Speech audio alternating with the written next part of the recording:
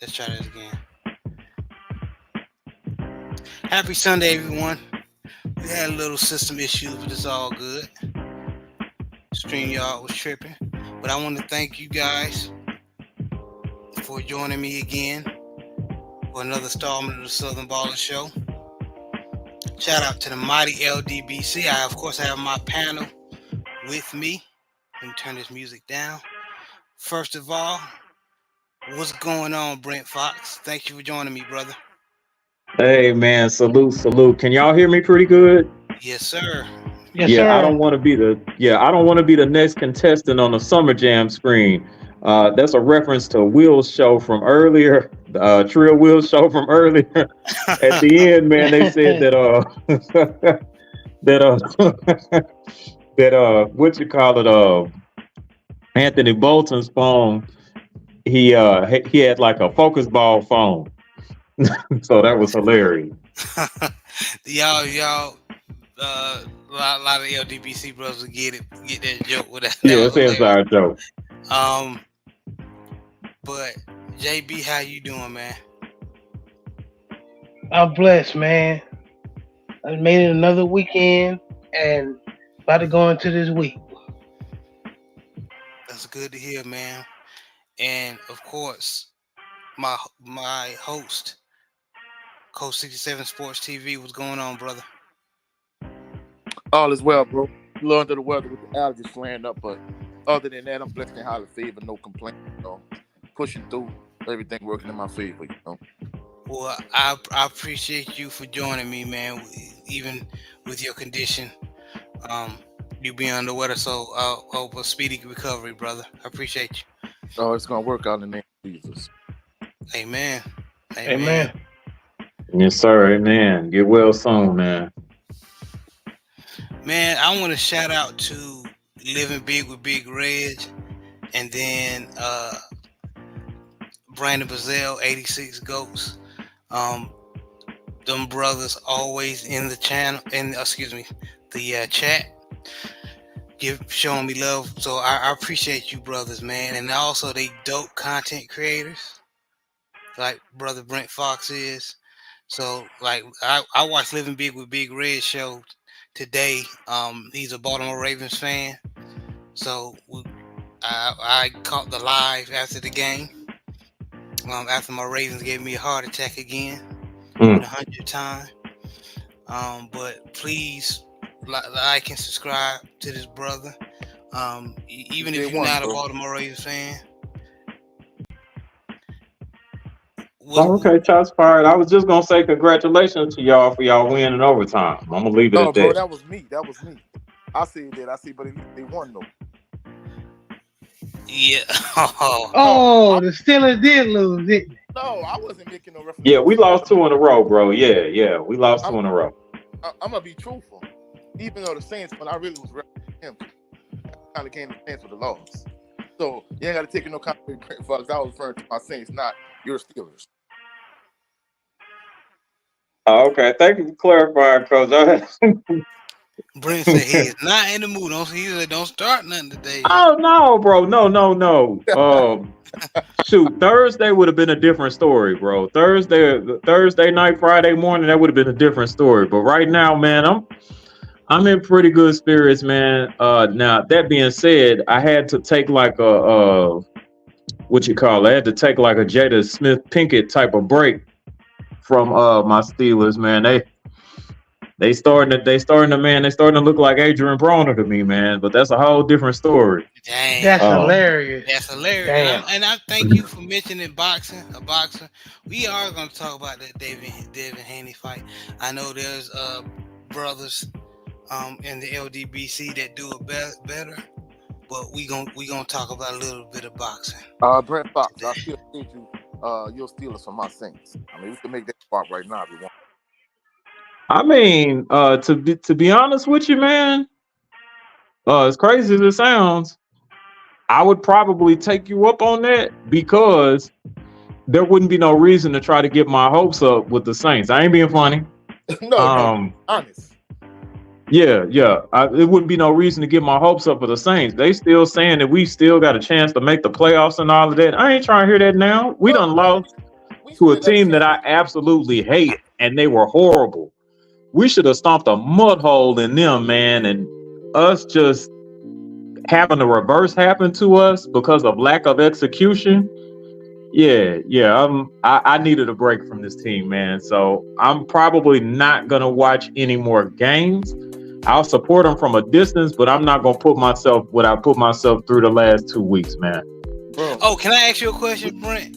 And yeah. So, just on the outside looking in. Yeah. How is the job security for Mike Tomlin so far?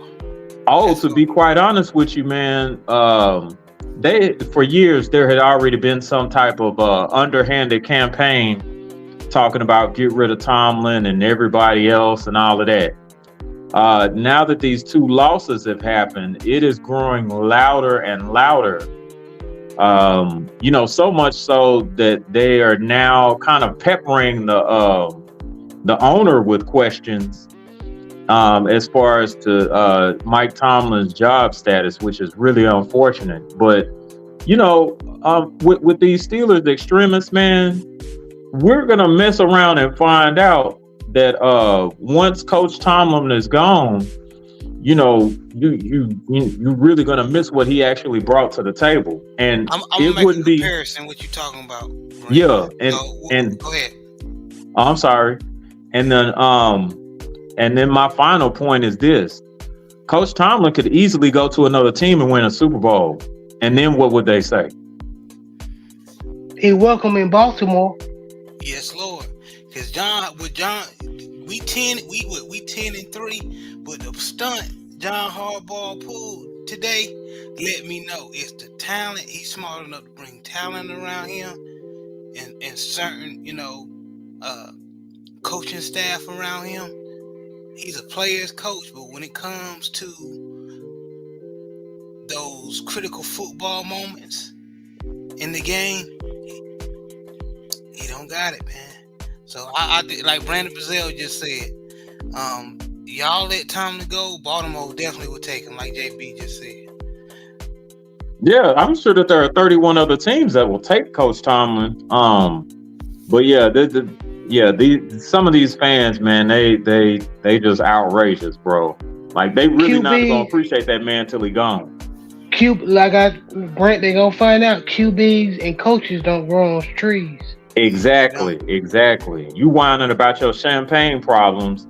In the meantime, you got teams like I can't even use them as an example because they beat the Texans today. I was finna say you got teams like you got teams like the Carolina Panthers that are still trying to figure it out. So I think it's probably going to take us actually having like consecutive losing seasons for us to realize, hey, we had it pretty good. Yep, and that's why I had to calm down going to the college perspective. With Mac Brown and Carolina, Brent, where like, you know what? We not really been known for football like that. Yeah. When Mac Brown got on, we've been having a pretty good seasons. Now our expectation has risen, but before Mac Brown came to Chapel Hill, we were terrible. We was winning 3-4 games a season. So sometimes fan bases need to go without to realize sometimes you need to just shut the hell up and just roll with the punches. And maybe this is just a year where it's just bad. You know what I'm saying? It's just kind of like the Baltimore Ravens when Lamar got hurt, everybody got hurt, Dobbins got hurt, Gus Edwards got hurt. Every anything that could go wrong did go wrong. You know what I'm saying? It happens. Yeah. It's football. It happens. Exactly. I agree. And shout out to Mr. Shelton LDBC or nothing. Appreciate you for stopping by, brother. His 49ers won. Oh God. But, okay. Yeah. That's why he stopped by. He done beat the Seattle Pelicans. I'm sorry, Hitler Hernandez. I apologize. I know Thomas from the Bronx. I know that's your team. I'm sorry, brother. If you in the chat. Hold up, brother Brent Fox. Hold up. See, Yeah. you could throw that slander at the Saints. No, you can't do that to my Pelicans. Now, you know what I'm saying? Oh, okay. I'll back up. I got you. But back to your point about the Saints. Now you got to realize the Saints can't win probably the worst division in the entire NFL. The NFC South is a three-way tie between the Bucs, the Falcons, and the Saints for who's gonna make the playoffs in that terrible division. Nobody has a winning record. Yeah, it's gonna kind of be like that. What was it? That 2012 or 2013. What was that like? The that was the NFC South. No, it was the NFC West because Seattle came in and they were like I think 7-9 or something like that. And they wound up upset. Oh, that's a bad reference. My bad, yeah. Coach. My bad. I'm digging myself a hole. I'm gonna not be able to get out of. I'm sorry. Right. You said you said nobody can't say nothing bad about the New Orleans Pelicans. No. I was talking about the Seattle Seahawks. No, I'm talking about the around coach. And made a Pelicans reference. Yeah. Oh, I'm just saying that Zion Wilson need to drop them shrimp po' boys and leave them daggone porn models alone. He'll be all right. That's all. Oh yeah. I mean, he in better shape than he was in, but dude, as a basketball coach, he is not sprinting and giving all out effort because he's not in a proper basketball shape. Yeah, he a hamstring away from sitting down somewhere. You need to quit that mess. I am quite sure Mr. Williamson will refocus. Well, I think he'll get it together, man. Hopefully. That's all. I mean, hate to say it, but it don't seem like it's gonna get right, you know. Well, damn, you heard it here first, folks. I like the Pelicans though. Anyway, talking about the Steelers, getting rid of Mike Tomlin, I think it will be a horrible mistake. I think it will be similar with the situation Grambling is in. Mm-hmm. When they got rid of Broderick Fobbs, and they actually replaced him with a decent coach, Hugh Jackson, in my opinion. But I know Jay Good gonna get on me, especially them losing the Bayou Classic twice to Southern, 2 seasons in a row. But if you look at his progression, he was getting there. But again, like Coach 67 said in past shows, Grambling is one of the blue bloods of the SWAC, HBCU. Yeah. HBCUs in general. So that fan base is like, they want to see either, results now. Mm-hmm. But like JB said one show, I like it. Unless you can pull back some time, the hands of time, and bring Devontae Kincaid in this day of time, and Montez Carter and all them, you gotta allow things to progress. Yeah. Also, since we're talking about Grambling, Coach, what do you think about Ed Reed being interested in the Grambling State job? He did mention that when he was on the pivot with Ryan Clark, Fred Taylor, and Channing Crowder, that he's still wanting to coach at an HBCU, even though he had a bad go of it with Bethune-Cookman. This Negro. What? Well, before I answer your question, bro, let me kind of rectify one mistake that I made in terms of the Alcorn State job. From what I'm understanding, one of the subscribers told me that Alcorn State technically did not fire Fred McNair. His contract expired, and I guess since he didn't win the SWAC West, they didn't renegotiate the contract before the season ended. So technically, he wasn't fired. His contract was up. More than likely, from what I'm understanding, more than likely he's probably gonna go back to Alcorn. But even though those who hold on, Coach. Those who didn't hear what Coach 67 just said, technically, Fred McNair of Alcorn State, head coach, is not technically fired. His contract just went out. So are they in negotiations of renewing it, Coach? From what I'm understanding, but the issue with letting it expire is you let a team like Texas Southern be really interested, and you open the door to that particular team. Now they flirting with him, they trying to negotiate. I don't think they're gonna have the even though all the SWAC schools pretty much on the same level, even within the SWAC, there's levels to it. I don't think Texas Southern is gonna have the finances to outbid Alcorn State. That's my personal opinion.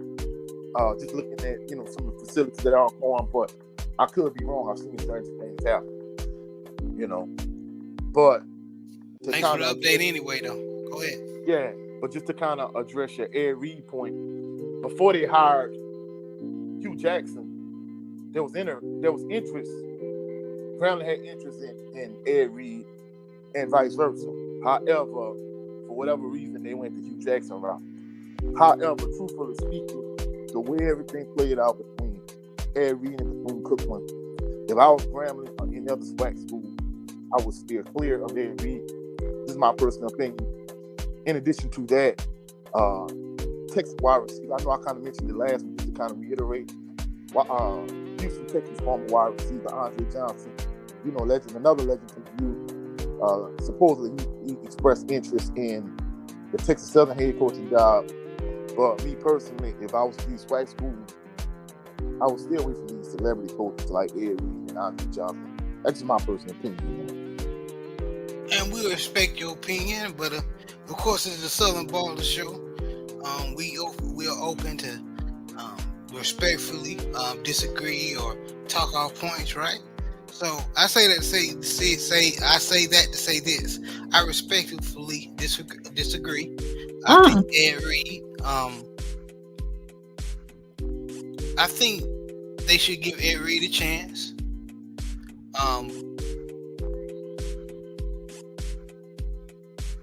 And I want to hear this. I definitely want to hear it. So, if y'all look at some of the coaches, right, in the past that were caught in a whole bunch of scandals, unprofessional to students and players or players. I mean, and I'm not just talking about in the SWAC, and I'm just overall coaching, right, in the NCAA. Why not Ed Reed? I do agree that he may need a older mentor that's been there to tell him not to do that, not to say this, say it that way. I agree, but I'm all in for Ed Reed. Maybe I'm just a sucker. Maybe I'm a Baltimore Ravens fan, but maybe. But I just think that Grambling should give Ed Reed a shot. All right. Him being from Rose. Go ahead. I respect your opinion, bro. And of course, we welcome the dialogue here. My rebuttal to what you said is, like I told this woman that I did once. Anytime you're in a situation with someone, you can tell what that person really truly is when things aren't going well. When things were not going well in between cooking, we saw what Ed Reed could be. And in the words of my late father, may he rest in peace, he told me, son, sometimes you just need to know when to shut up. And clearly Ed Reed, in terms of being diplomatic, resolving issues in-house, even if you felt like they weren't handled to your standards. You can't just put all the issues out on the table and then on social media and out in public where everybody can see. That's not the way you conduct yourself. If you're the leader of young men and you're the leader of a program. So me personally, I mean, don't get me wrong, we all make mistakes. In many instances, we deserve second chances.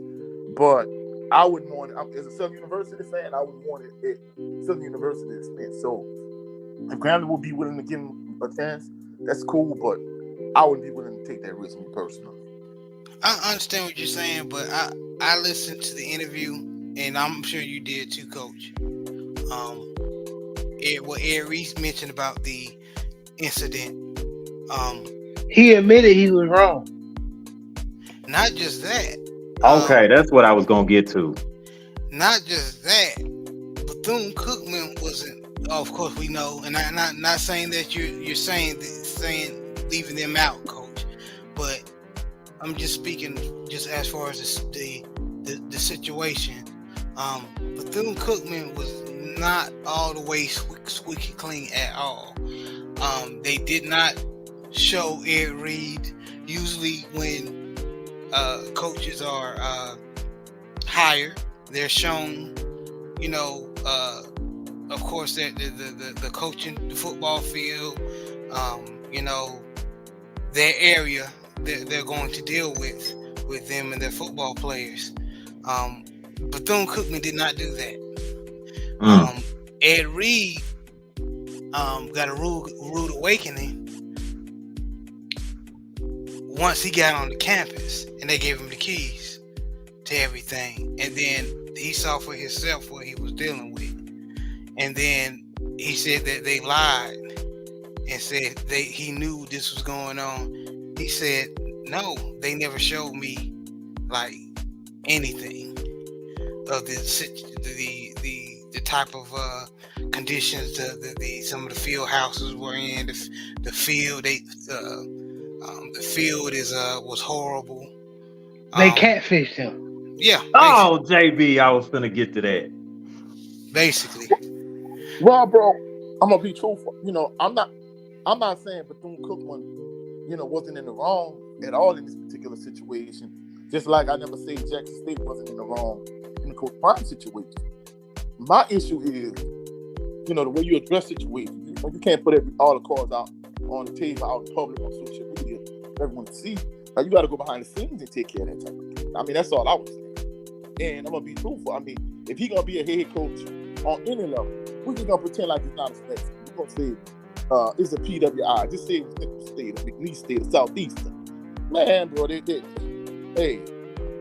would let him hit the door and let the doorknob hit him with the good loss with him. And then in addition to that, he probably would have been blackballed from the Southern Conference. So that was the point I was making. Oh yeah. My point was there any information from that interview that would indicate that he's actually going to change the way he addresses issues like that? If the answer is more or less positive, then yeah, sure, why not? Give him another shot. But if it's a situation where that's his point of view and that's what he's sticking with, I don't know.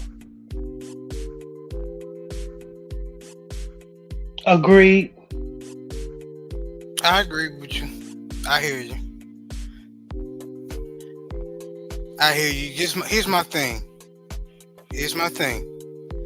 And this is just me talking. Yes, sir. I don't like how black people, even with when it comes to even in establishments, as Bethune-Cookman, I really don't like how we treat each other, man. If that was Nick Saban, okay. just follow me. I know Nick Saban. I'm with you on that. If Nick Saban came to that field house and saw the conditions, what you think that white man would have did?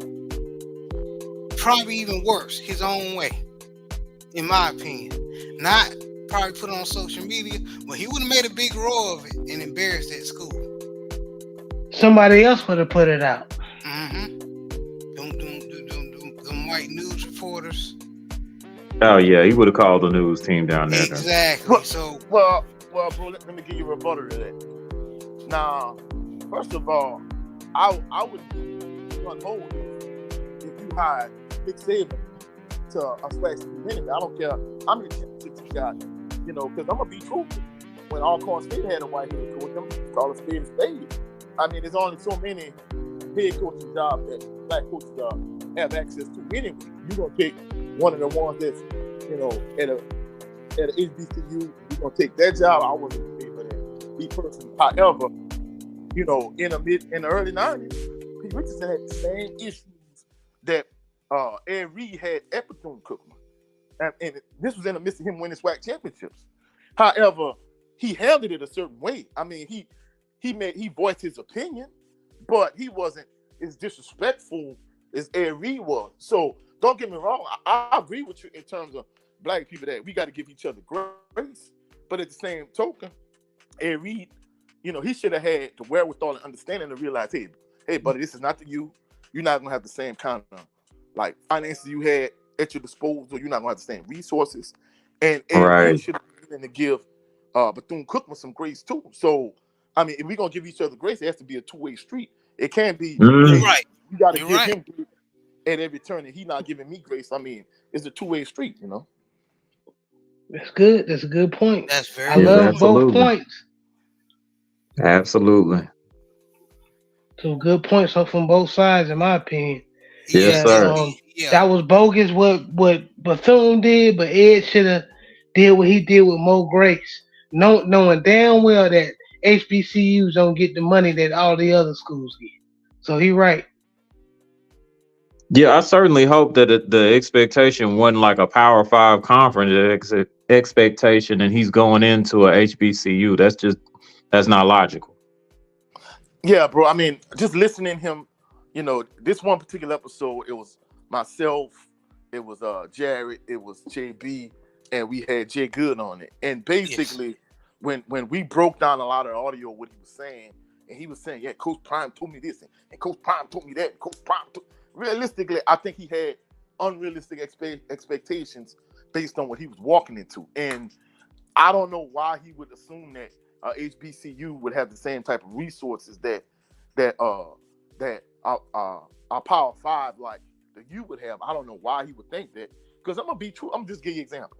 We're not just talking about HBCU. We're just talking about schools on the FCS level. Bro, I remember my senior year, and I mean, don't get me wrong. Assumption is nowhere near like in terms of facilities, like a lot of these schools in these, 6A schools in Mississippi or 6A schools in Texas or whatever the case may be. But like my senior year at Assumption, like Nickel State players would leave from Thibodeau and come to Napoleonville to lift weights at Assumption. I'm thinking to myself, bro, like y'all in college, why are y'all coming to a 4A high school in Napoleonville, Louisiana to lift weights? But the way they were saying, these were college players. They were saying basically the high school resource that we had at Assumption at the time were better than the field house and the facilities that they had in Nickel State. So, I mean, that's just to kind of give you an example of what you might be dealing with. So that's Nickel State. Now compare Nickel State to maybe a Bethune-Cookman or Mississippi Valley or one of those type of schools. Come on, bro. I mean, you got to be realistic, You're right. But by just listening to the Pivot podcast, where Ed Reed said, mainly what got him in trouble is he was trying to throw around money for the school, and from my understanding, there's a process you have to do. You have to go through the school for you to just throw money around and change field houses and stuff. And he wasn't going correctly by the process of that school, from what I understand. Okay, yeah, I get it. Yeah, I mean, it's real political. It's a lot of red tape. I mean, not from an institutional standpoint, but when you're dealing with the NCAA, I remember this one particular instance. Somebody was telling me this story about this coach.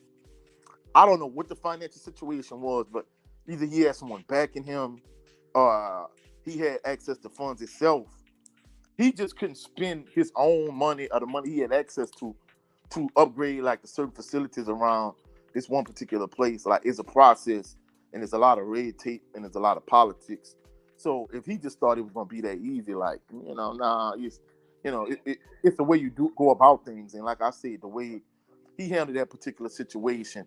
I mean, like I said, if it would have been a much bigger institution, there's absolutely no way he would have been able to get away with it.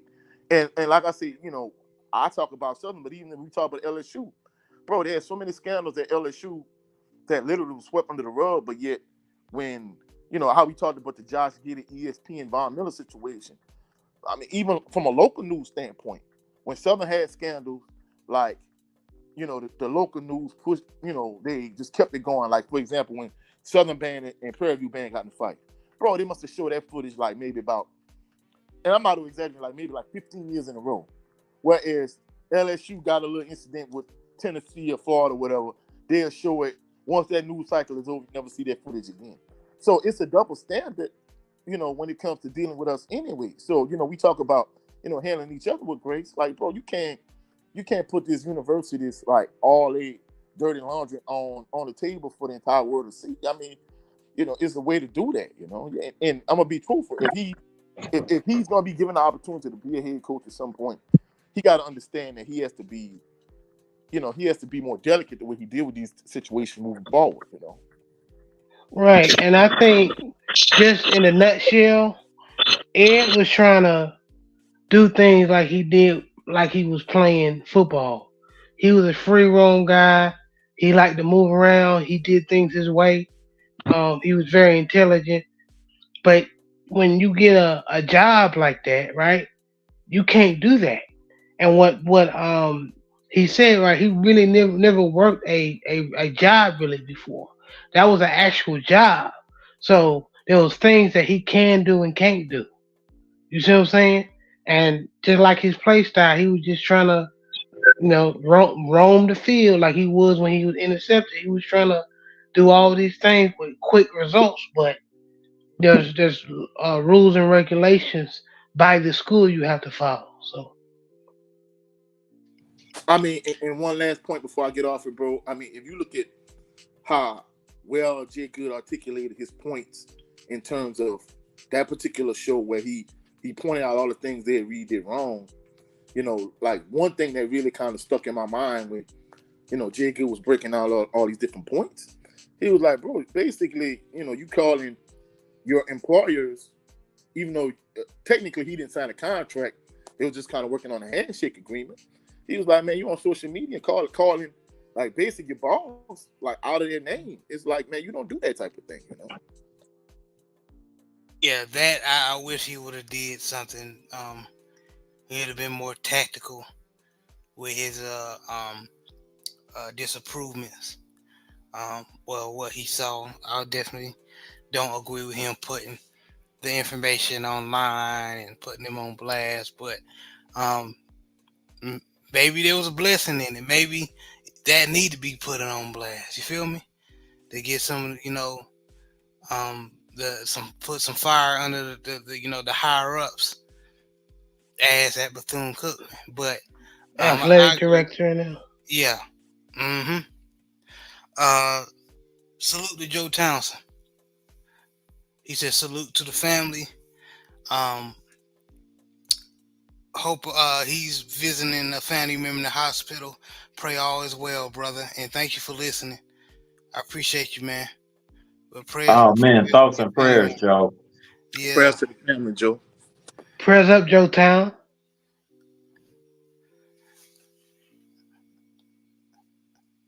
But yeah, I agree with you, Coach. I just think that Ed, hopefully, people change, people grow. You know what I mean? So hopefully he'll get another opportunity, and then he have the right counseling. But you made a valid point too, bro. We got to give him grace too. So hopefully it doesn't hinder him moving forward. But sometimes, bro, when you stand your reputation like that, sometimes it's difficult to get beyond that. I mean, I think y'all crushed both arguments. I mean, this is what the Southern Ballers podcast do. Great sharp points.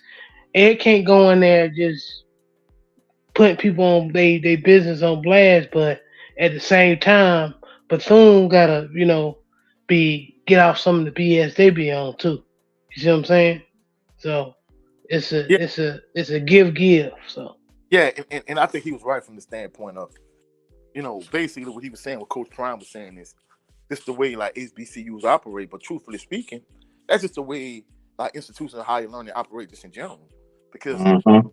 at Jackson State and Bethune Cookman, I guarantee you it's happening at Alabama and LSU. Oh, look what Joe Town put. He said Bethune Cookman finished 3-8. Look like they got more cleaning up to do. Oh, that's messed up. He said they ain't got just trash that Ed Reed was talking about.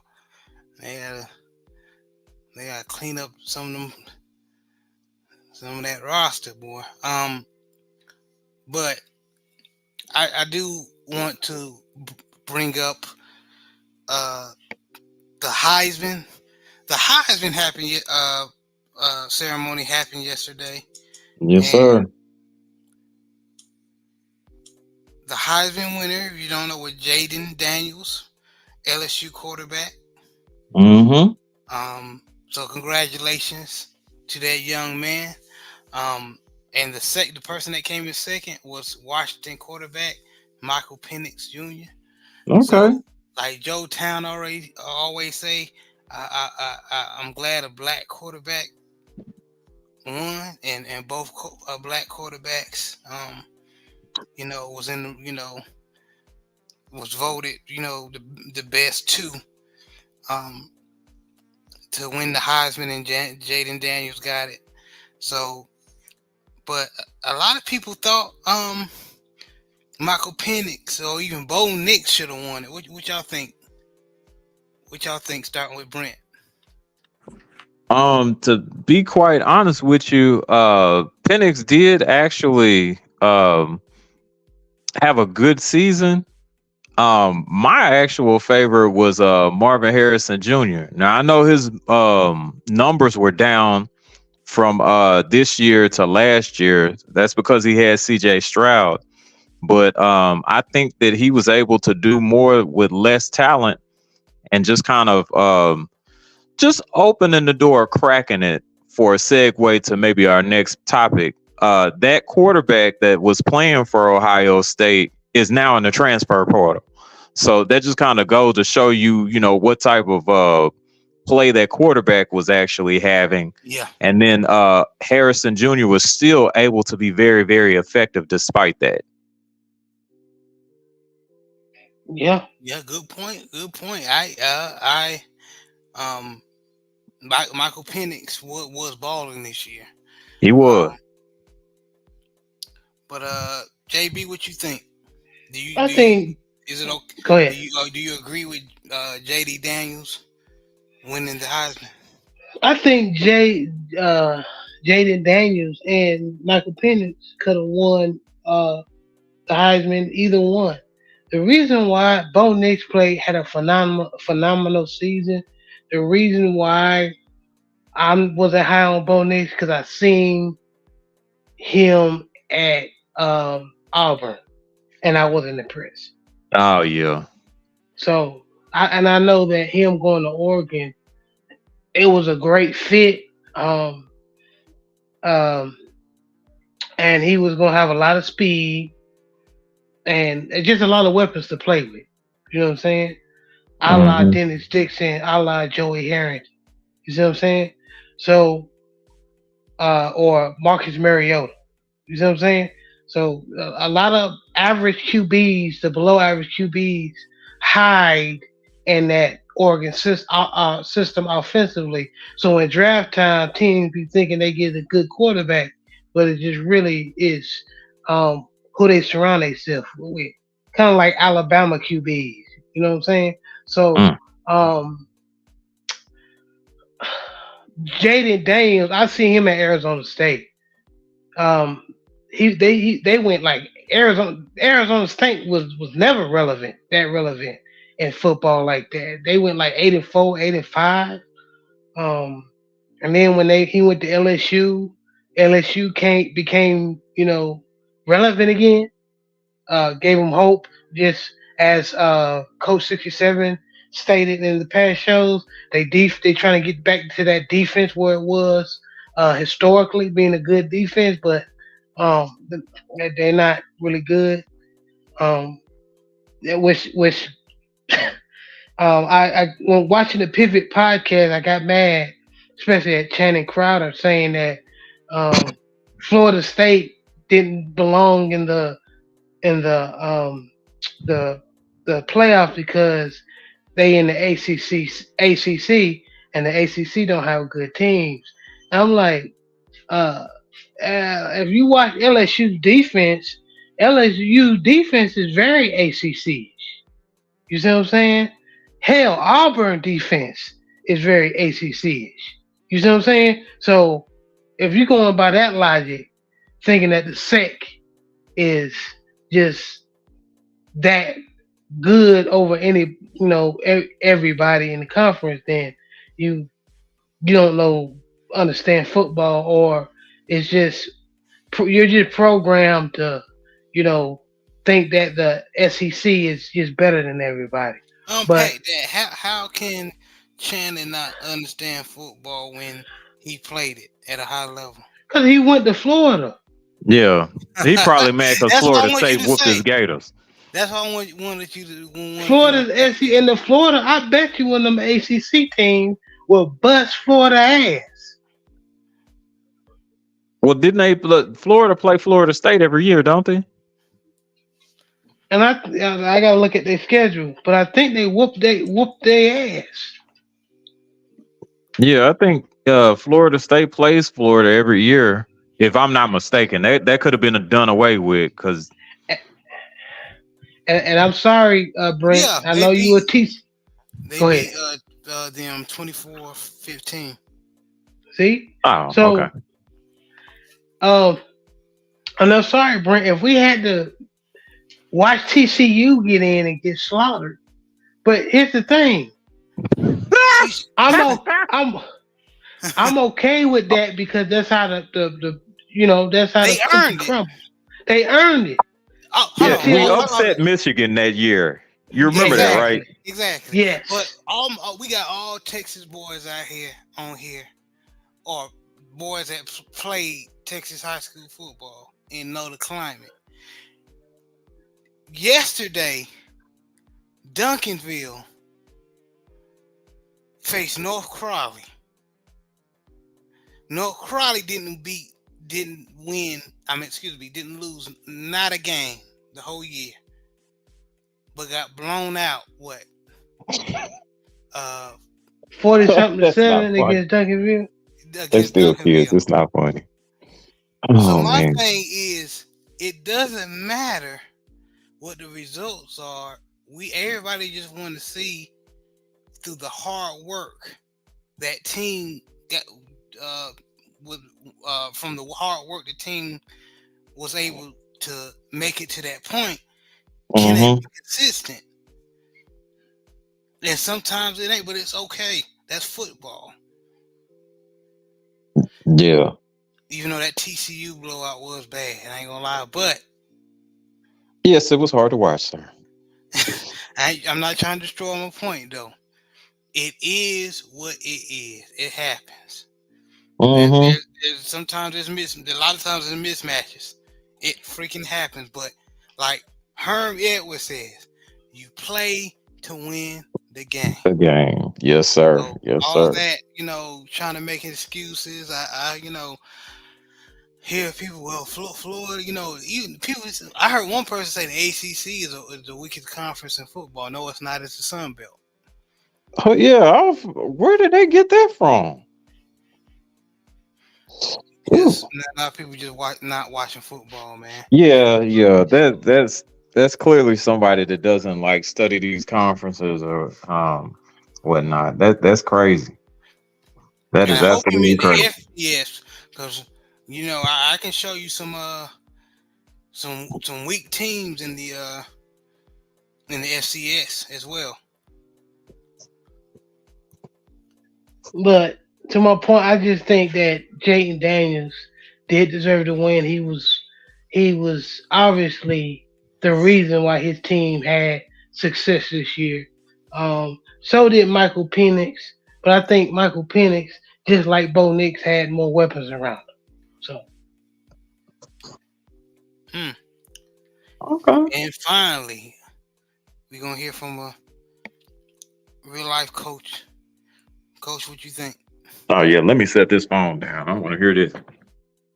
Yeah, I mean, in my honest opinion, I think JD5, also known as Jaden Daniels, I think he deserved to win the Heisman Trophy.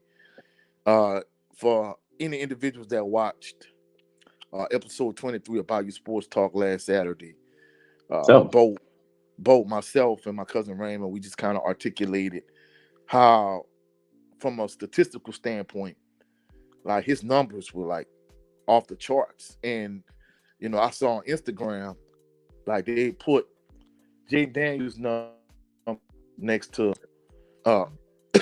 excuse me. They put Jay Daniels next to Joe Burrow's numbers.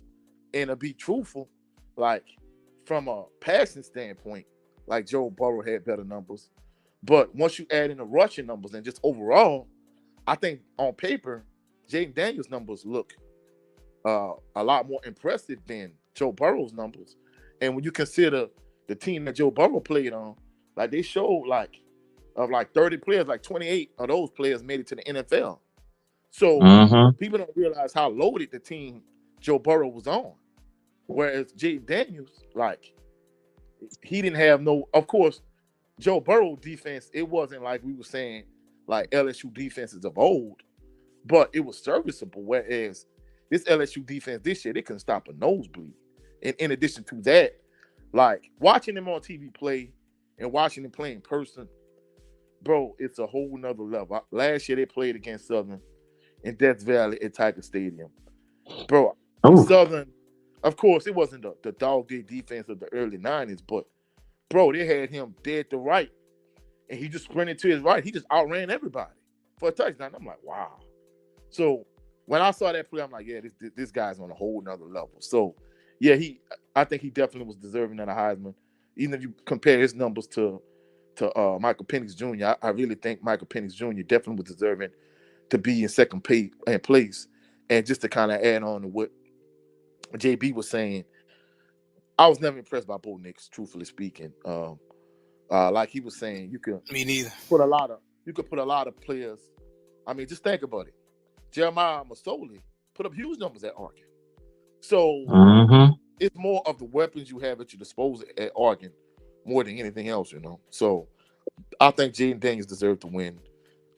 Penix deserved to come in second, and Nix come in third. To Brent Fox's point for Marvin Harrison Jr.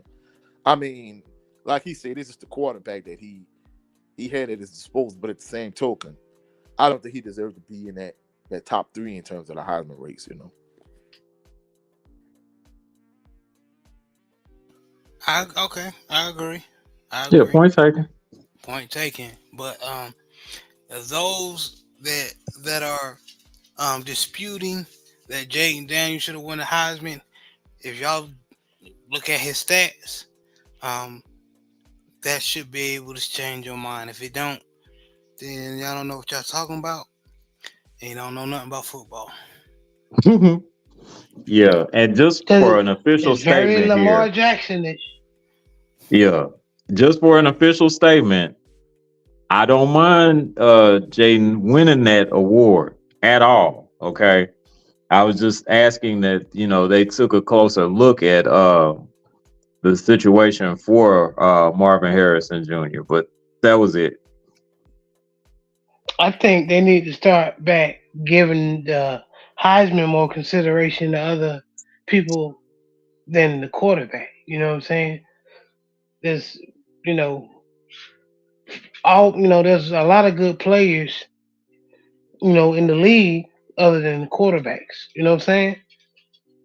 Hell, running back. When the last time a running back got one? Oh shoot. It's been a while. Probably like the early 2010s or something like that. Oh, I'm sorry, Coach. Go ahead. No, go ahead, Brent. I said a running back. It might have been It might have been Mark Ingram, probably back in the early 2010s. But I Mark think that's the only Ingram. one I remember. Yep. 2011. Well, JB, the thing you have to realize, you know, having a franchise quarterback on any level, it kind of takes your team to the next level. But the fact that you have all these spread offenses, I mean, there's no more line up in the eye and run the ball 30 times a game. There's no more triple option type, offenses. So it's a Mm-hmm. quarterback game. So the days where you have a running back like a Rashawn Salam or Reggie Bush or whoever winning the Heisman. And I'm sorry, Coach. Derrick Henry was the latest running back to win it in 2015. Bro. Oh, you're right. Yeah, you're right. But I mean, that was obvious. He was so dominant.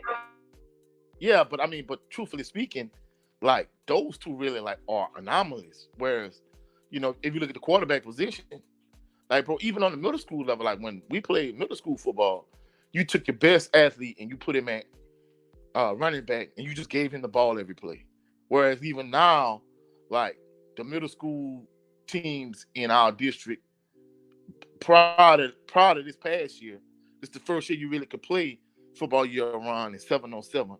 So even on the middle school level where I'm from, like middle school players are starting to throw the ball more, and the quarterback is starting to have a bigger impact on the game. So it's just the day and age we live in. I mean, it's quarterback pass happy, and you got to realize the quarterback touches the ball every play offensively, unless you run some type of wildcat type package. So at the end of the day, I think you can be hard pressed for another position outside of quarterback position to really win a Heisman. Well, I will say who was close if he would have stayed healthy. This is my opinion, of course. If Travis Hunter would have stayed healthy and he would have got interceptions and then touchdowns on the other side of the ball, he definitely would have been. Not saying he would have won it, but he would have been at least top 4 in the Heisman voting. Yeah, I mean, those Charles Woodson type guys, they get even more touches and snaps than quarterbacks. So, that's a very valid point. Mm-hmm. And I'm not saying that because I'm rooting for Coach Prime's success. It's just Travis Hunter, in my opinion, he a better wide receiver than corner, but he not bad at corner at all. But he can play both. Yeah, he's excellent in zone too. He's gonna be like a more of a Richard Sherman than he can get beat man to man, but he has very especially in the red zone, he knows how to get you to bait you to throw it one way and then he'll jump it. You see what I'm saying? So what I saw to beat him and get somebody like 6'4", 6'5". Yeah. And he can't outmaneuver. I mean, good offense is always gonna be great offense is always gonna be great defense. Yeah. But as far as his mentality, you know what I'm saying, his ball skills, it's top tier in the nation.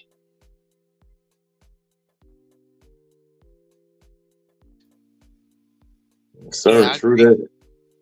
I definitely agree. The transfer portal, guys, it's been crazy. Shout out to the homies in Down South Football. It's a show I watch. Sometimes they talk about betting, but one of the brothers on that show said, "Don't be surprised the names you see in the transfer portal." And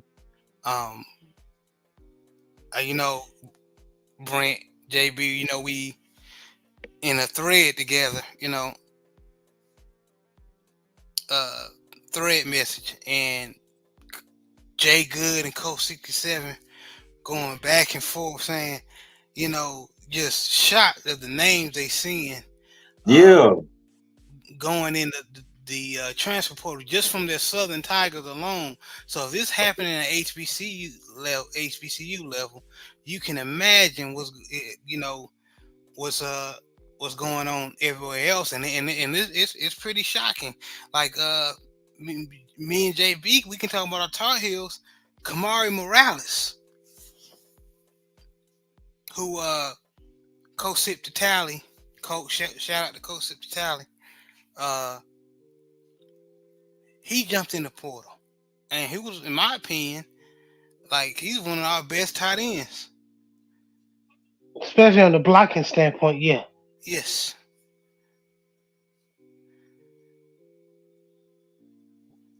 So Yeah. it's been it's so what are you guys' opinion? Is the transfer portal ruining football for the fans? They getting used to this player, and this player jump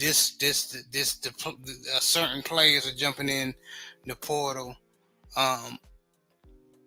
Is it ruining teams? Is it ruining the football, college, especially college football experience? What do you guys think? Starting I with Brent. mean, And I it definitely makes things a little bit more exciting. And a personal story is this. I have a guy who I work with, and his son is an inside linebacker for Texas Tech. And his son, he just got off the phone with his son, like I think maybe Tuesday or Wednesday, and he entered the transfer portal. He's got Wow. 1 more year left, and he decided that he was going to jump in his final year because he already graduated or whatever. So he's a grad student. So he got 1 more year of eligibility left, and he decided he was going to jump in the transfer portal, which I was like, dang.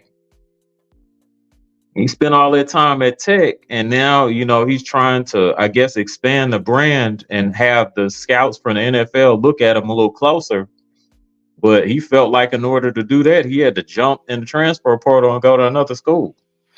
Man, and Brent, I'm gonna add, and JB and Coach, y'all can answer this question on top of the question I already asked. But I want Brent to answer this as well.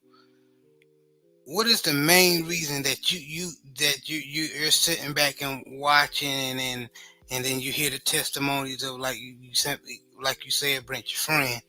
What is the main reason you're hearing why these kids are jumping in the transfer portal? Is it they're not liking the team?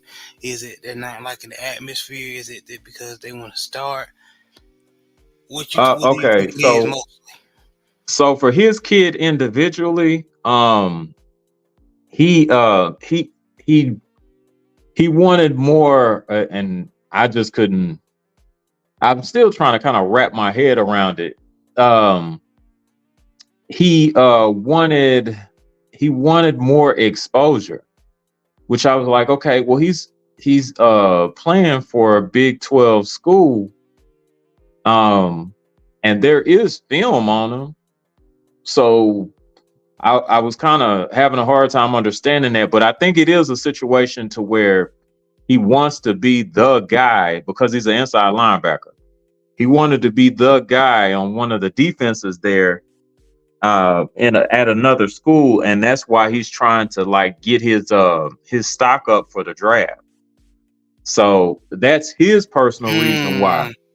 And then there are others that enter the transfer portal, obviously, because of they're not getting along with the coaches, or they don't like the environment or the culture there, or it's a situation to where maybe if their offensive coordinator or their defensive coordinator left and went to another school, they jumping in the transfer portal trying to go to the school that they going to.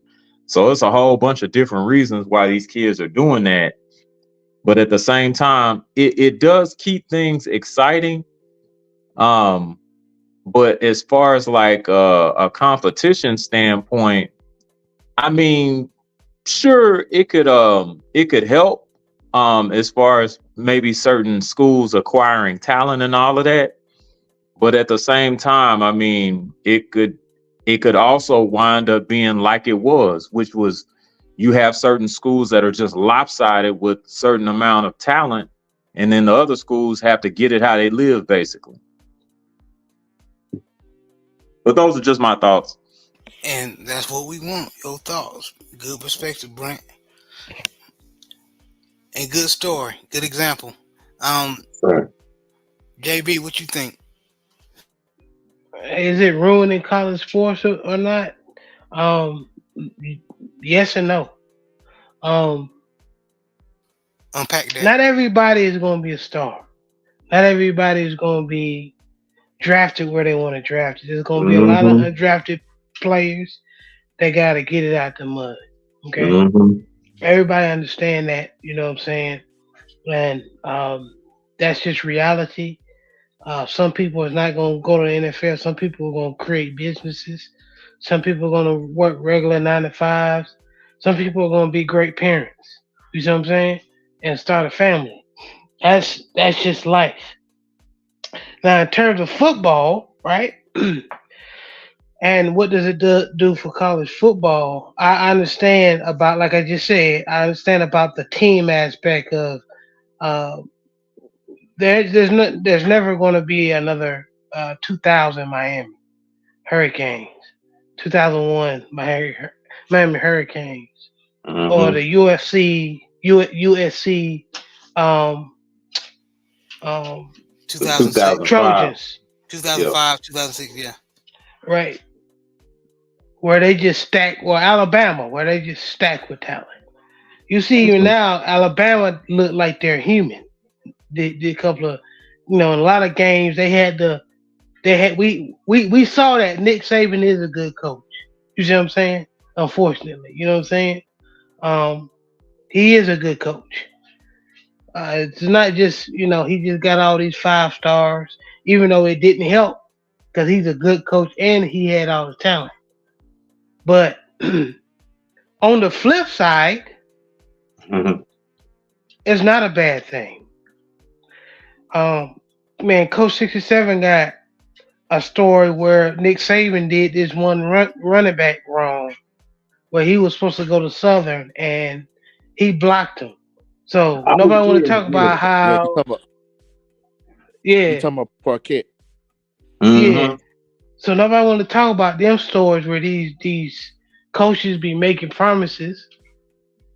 And it's just like a job.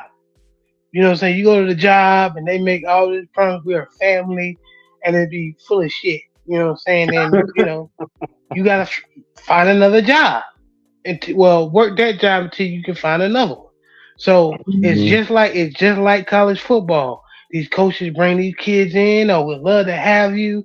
You meet the parents, we're gonna treat them like they my child, and then it's just not what they expected. Now, old heads, old school way, you need to go through this, you need to man up, or you need to go through that and thug it out. Now they don't have to do that now.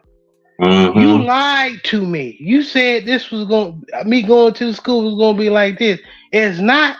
I'm out. Deuces. Say we support Coach Prime on here. Same thing with Coach Prime. There's a couple of kids. They said that they went to Colorado. It's gonna be like this. They're like, nah, deuces. Now, with that being said, they gotta live with the consequences. Mm-hmm. That's all. There's nothing wrong with it. They just gotta live with the consequences. Meaning some of them may be stuck in the Then like you hear coaches, you just hear coach talk about Mashawn McCray and other quarterbacks that you're not that good, bro. And but you're on the team. Just man, get your scholarship, bro, and move on with your life, bro. Like, you know what I'm saying? But they want to move on. But there's consequences to moving too soon in life, or moving when you're not supposed to move.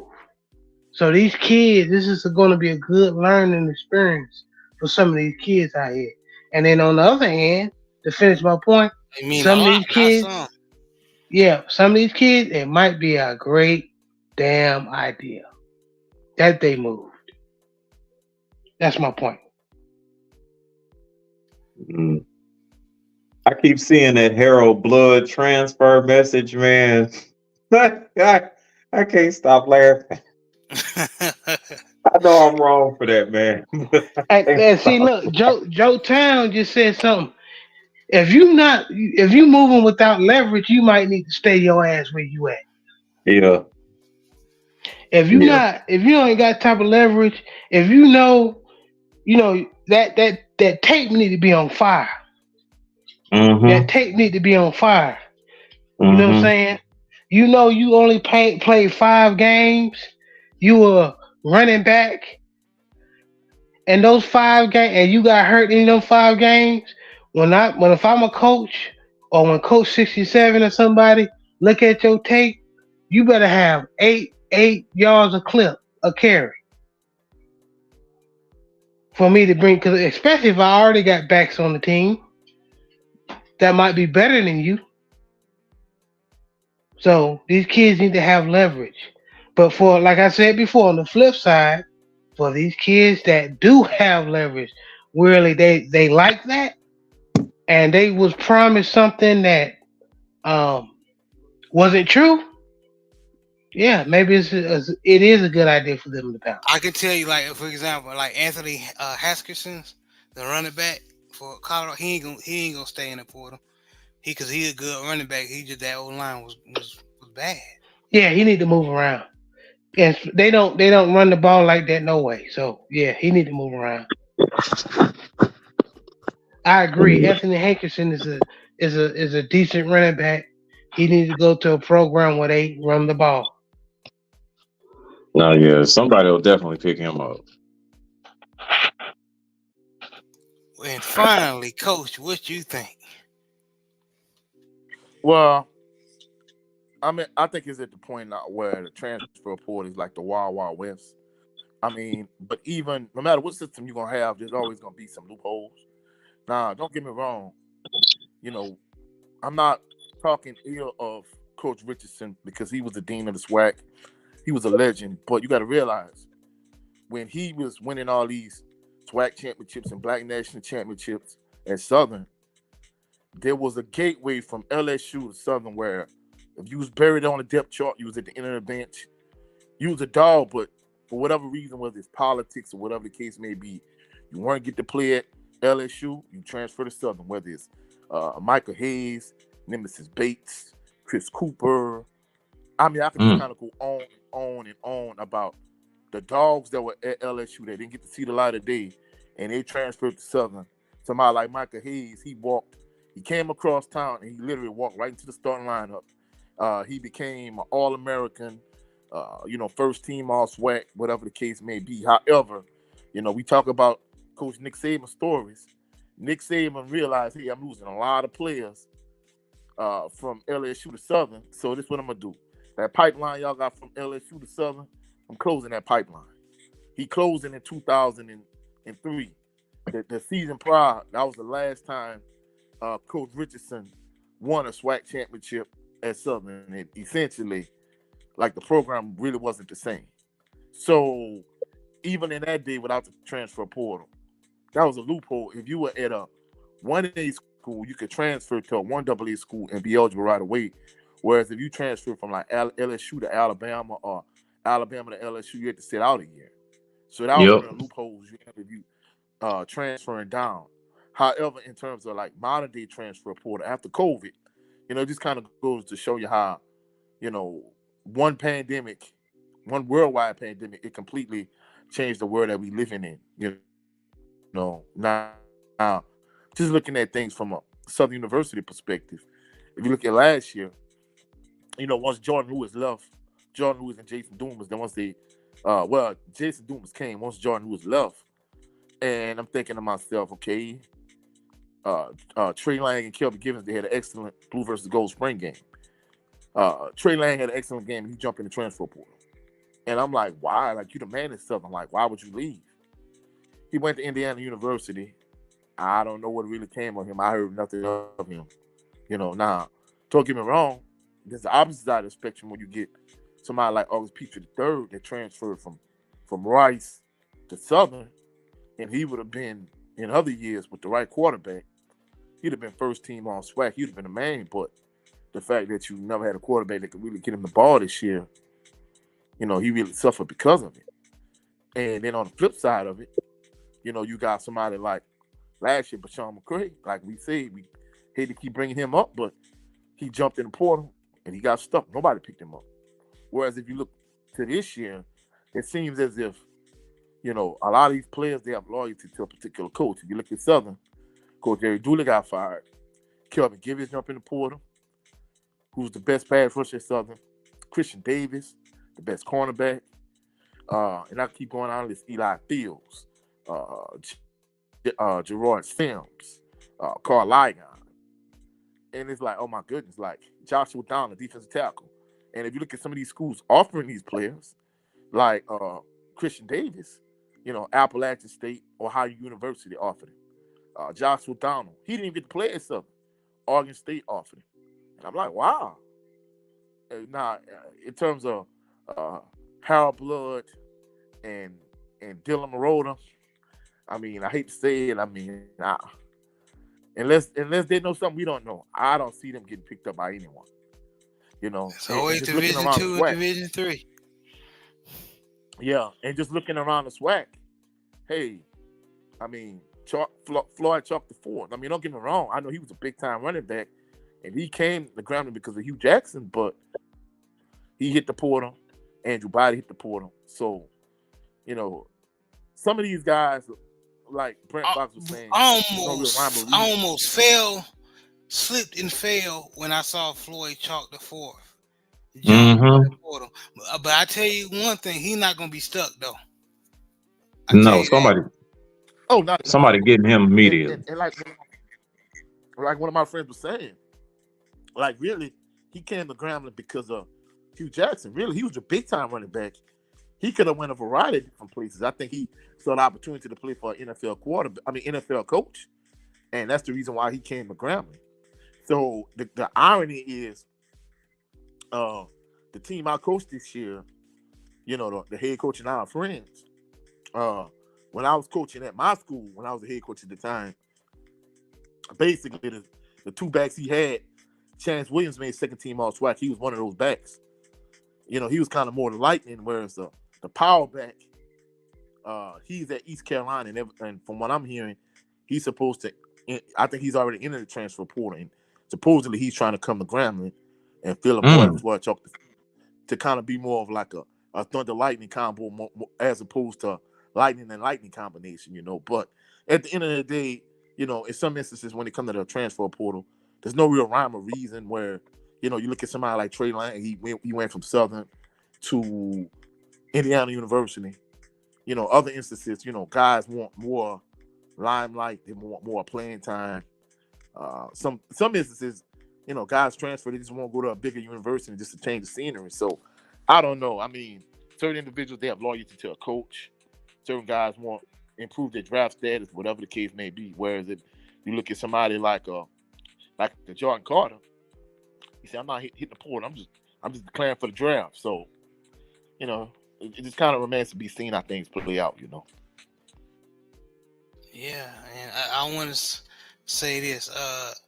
Joe Town said the Harvard D tackle didn't last long. Joe Town, don't tell me Shane Cokes from and I think you meant Dartmouth from Colorado.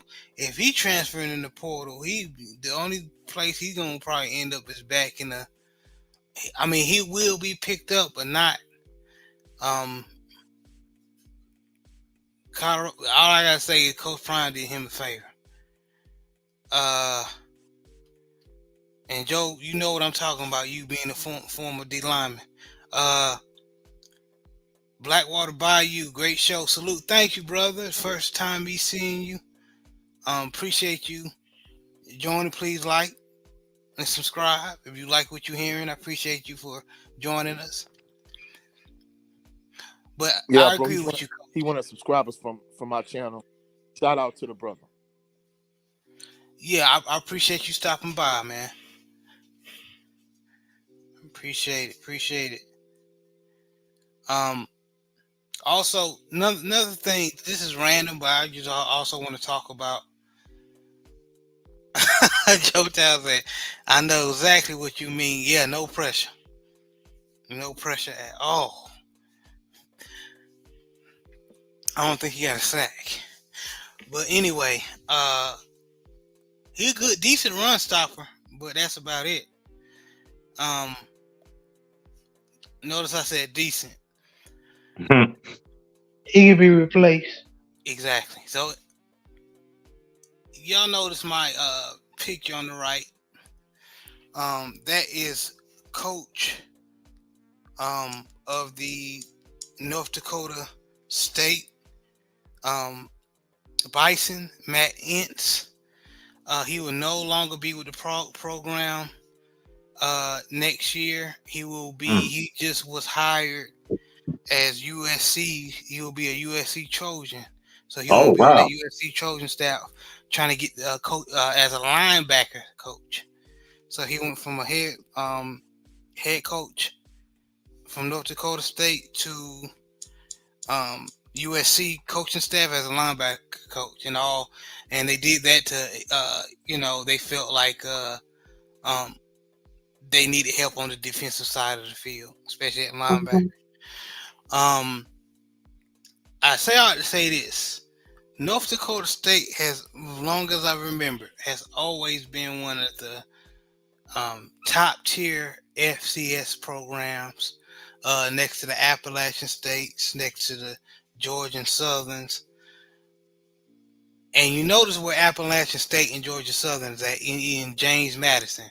All three of them were the dominant FCS programs, and they moved up to FBS in the Sun Belt Conference. Of course, North Dakota State probably will not be. They will be in another conference, but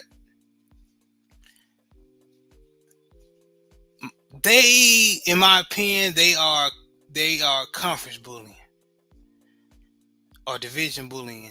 I believe they need to move up to FBS because to me they're getting a lot of pro talent.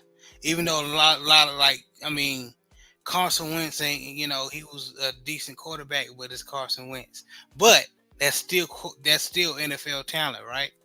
And not just him. Other Christian Watson, wide receiver. So and others before him. So they recruit a lot of NFL talent. So in my opinion, the competition they're playing are not, a lot of times, not quite there yet. So they end up being the more dominant team.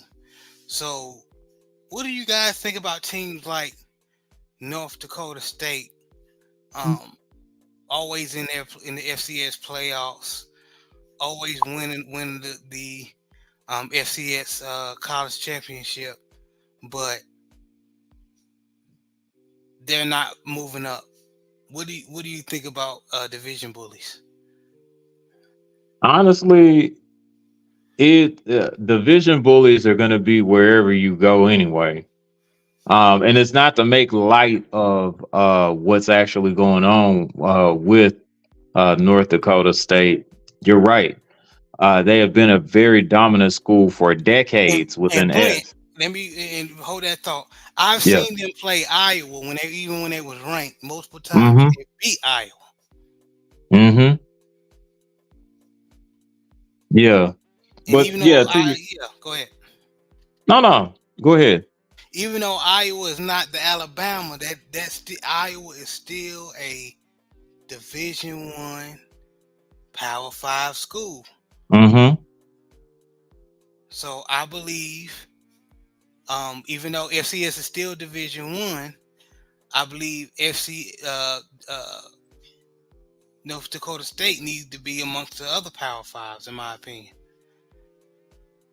You're right. I think they probably should, but the actual point is this: even if you do move like a North Dakota State that has been dominant for decades, plural,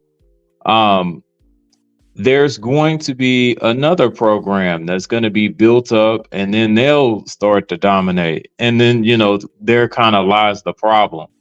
I'm not sure what the solution for something like that would be, whether it be like maybe fair recruitment or something of that nature. But yeah, I mean, I'm all for actually moving a successful program like that to quote unquote the big boys league to see how they actually do. Um, that's what it's supposed to be about anyway. You're supposed, if you have that much confidence in your team and your team has been that dominant where they are, it is time for them to actually move on and try to take on new challenges if they're serious about their development anyway. But I'm just saying there may be another team that may sprout and do the same thing. Having said that, No, you're right. Because once it was James Madison, Appalachian State, Georgia Southern had was the dominant team. You know what I mean? mm-hmm. So you're right. You're right. But you notice Appalachian State and Marshall lost. Marshall who? Say that again, Coach. University of Marshall. University of Marshall, yeah. What about them? University of Marshall. Yeah, they were FCS at one point. They moved up also. They were kind of Yeah, you're right. You're right. You're right. I didn't know. See, I didn't know that. Okay. Okay. Well, I forgot that Marshall was FCS at one time because that was a little bit before my time. But you're right. Like Blackwater Bayou said, North Dakota State is clearly FBS team playing on FCS level. Yes, they are. That's what I call division bully. Yes, sir. Mm-hmm. And Joe Town says making more money as a position coach at USC than a head coach at North Dakota. Yeah, he getting that paper. Yeah. Mm-hmm. JB, what you think about division bullies like North Dakota State? Well, if they can get away with it, then they're doing what they're supposed to do. Ain't nobody forcing them to move. You know what I'm saying? Or is it where they can move, they can get more money? Is that up to the athletic director or something to move to another conference or something or another league? I think it's the So NCAA and thing. I think it has a lot to do with the funds too. But right, I just as far as the competition and the level of play. yeah, there's a gap there. Yeah, Yes. yeah, yeah. Because if you look up all the North Dakota players that's in the or have played in the NFL or who have tried out for the NFL, it's they got a few. So yeah, so they're definitely one of those schools that they produce NFL talent. Um, but hey, you know, it's one of them things. I mean, we could say that about some high school teams. You know, me and you was talking about that like the other day, Yes, we were. Yes, we were. where some high school teams, yeah, they playing in 2A or 3A, but they need to move up to 4A. You see what I'm saying? Mm-hmm. Mm-hmm. Salina did that for a long time. Because they got a bunch of kids, and they obviously got all the talent. So, I mean, that's just what North Dakota State is doing. I mean, I can't be mad at them. That's, you know, it is what it is. All right. All right. Coach, what you think?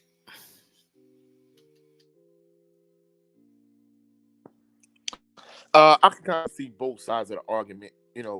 Using the Marshall example, of course, they were fortunate to get Randy Moss when they got him years ago, because everything didn't work out for him at Notre Dame and Florida State. But truthfully Mm-hmm. speaking, when they were in one, well, it wasn't FCS at the time; it was 1AA. So basically, they were a dominant team in 1AA, and they moved up to 1A.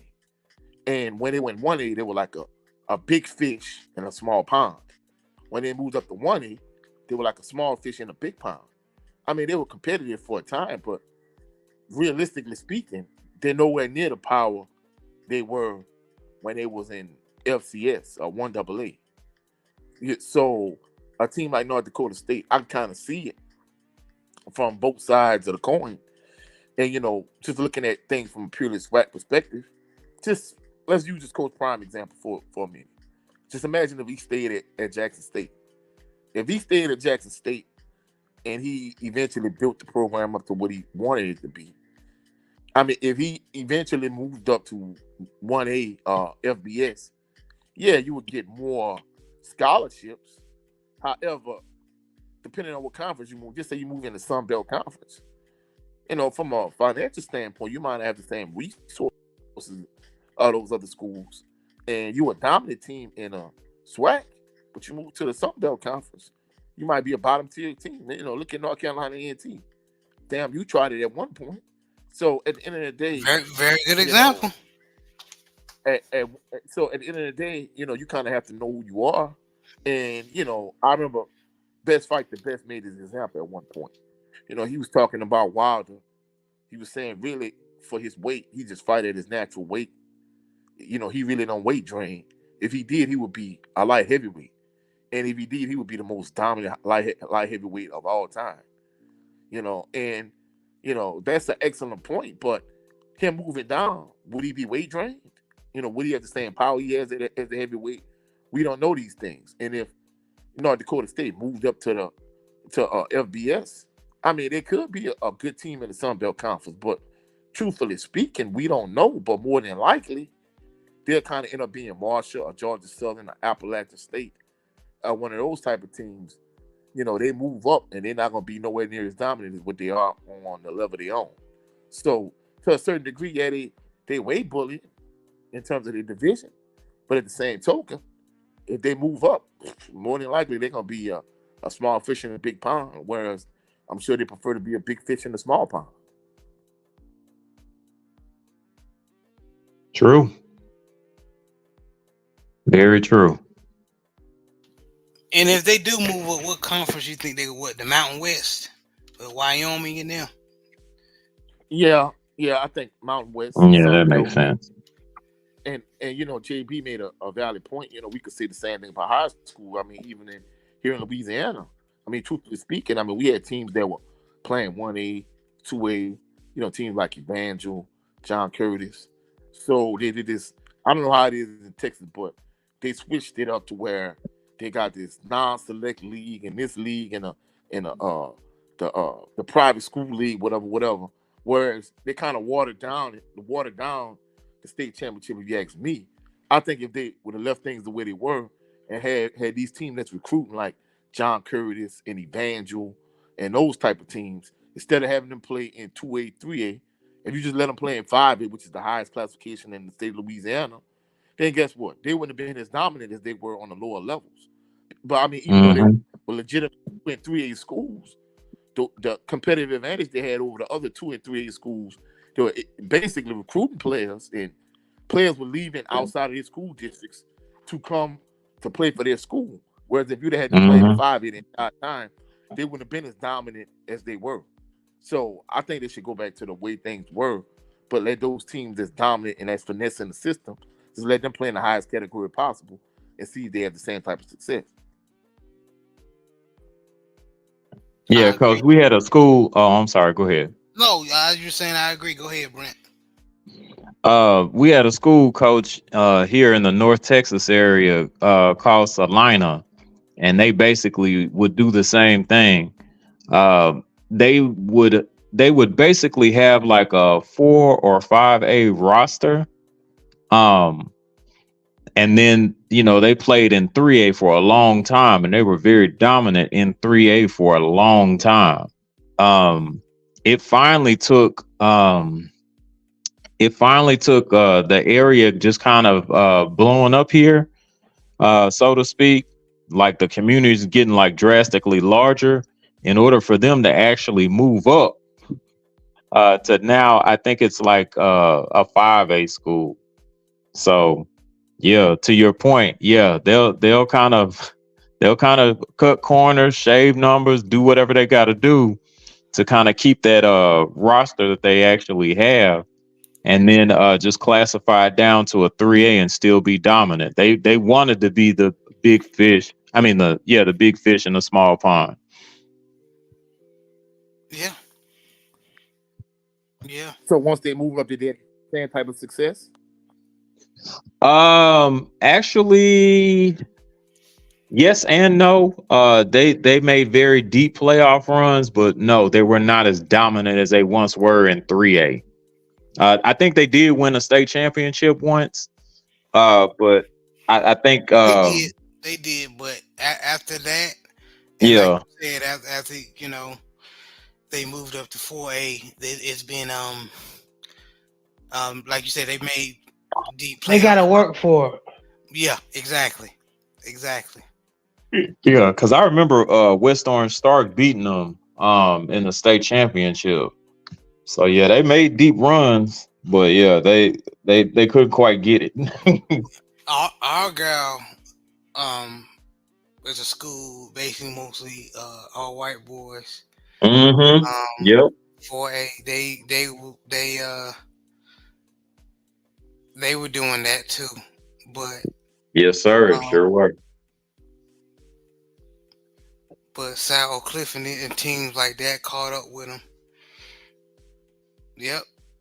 Yeah, they just couldn't match their talent, man. Yeah. Yep.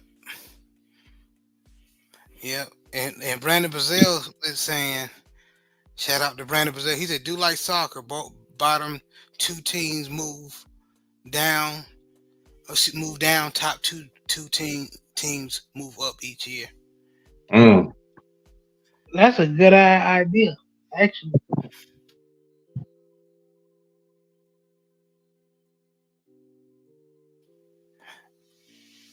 Yeah, but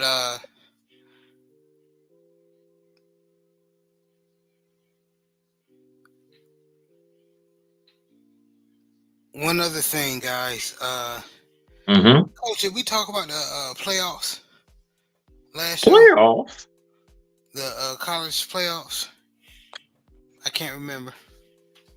We briefly went over it with Florida State, but we didn't get into depth about it. Yeah. Before we move on over to boxing, we're just gonna talk about one fight, the Devin Haney. But let me see. I know Michigan is playing who? Wait, Michigan's got. Okay, who's the fourth? Michigan Texas, right? has no Texas. We got Washington, I think, and Alabama and Michigan playing. And then Alabama play Michigan. See, that means Michigan playing Alabama, right? Yeah.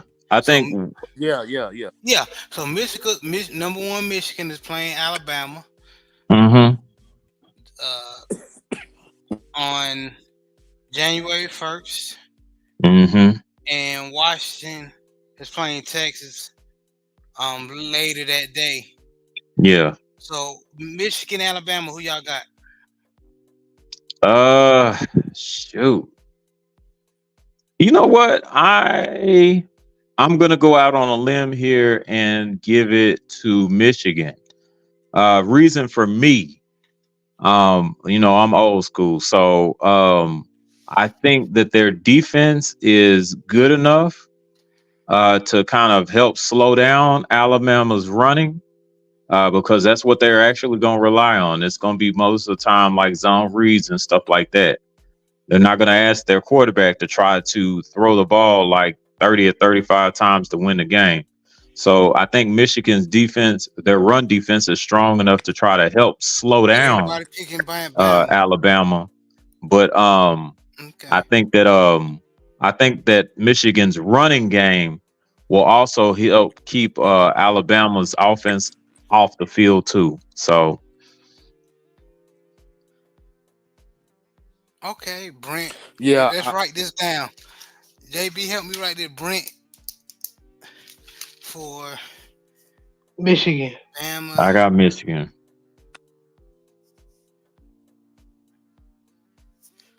Brent has Michigan. All right, JB, who you got for the Bama Michigan game? Sensible thing is for me to say Michigan. but I just got that feeling in my stomach. I think Alabama will win. I think Mhm. the Jalen Milroe dude is playing phenomenal football. He's getting better, and Alabama's starting to use him like they supposed to, using his legs. I know Michigan got a great defense. However, I think based on experience, Alabama been there and done that. So just like Ti say, man, they Michigan just going to have to show me.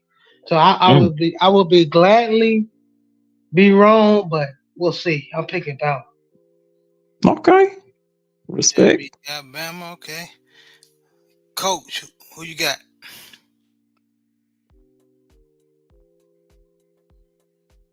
Honestly speaking, I think Alabama is going to win. However, based on what Brent Fox said the previous show, just on principle alone, I hope Michigan wins. Even though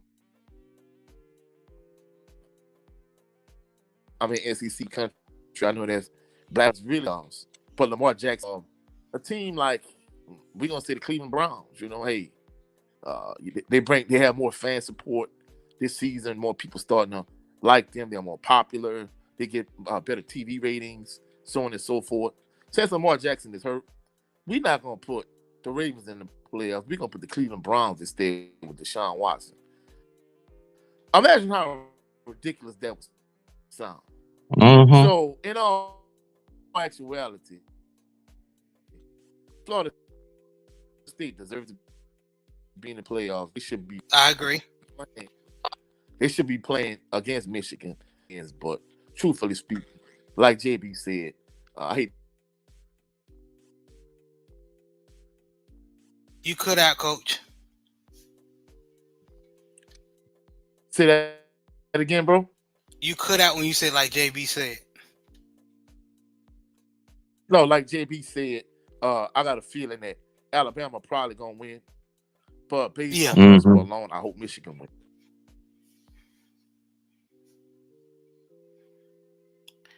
Okay. Okay. Me personally, I'm picking Michigan. But Bama will not go quiet. I think Michigan will win by a span of like 5 or 3 points. It's gonna be a very close game. I think Blake Corum is gonna run all over them. Uh, but I could be wrong. Blackwater Ball, you say Alabama too powerful in the trenches for Michigan. Could be. Could be. We will have to see. And yeah, and it is a set. As RC on the pivot said, they deserve the chance to lose. Yeah. All right. Washington, Texas. Brent, who you got? No, you know who I got. Yeah, I got Texas. I feel as though Ellinger is playing a pretty good brand of ball. I think Brooks, our running back, is back healthy, I believe. And then the defense, and this is just based off of my observation.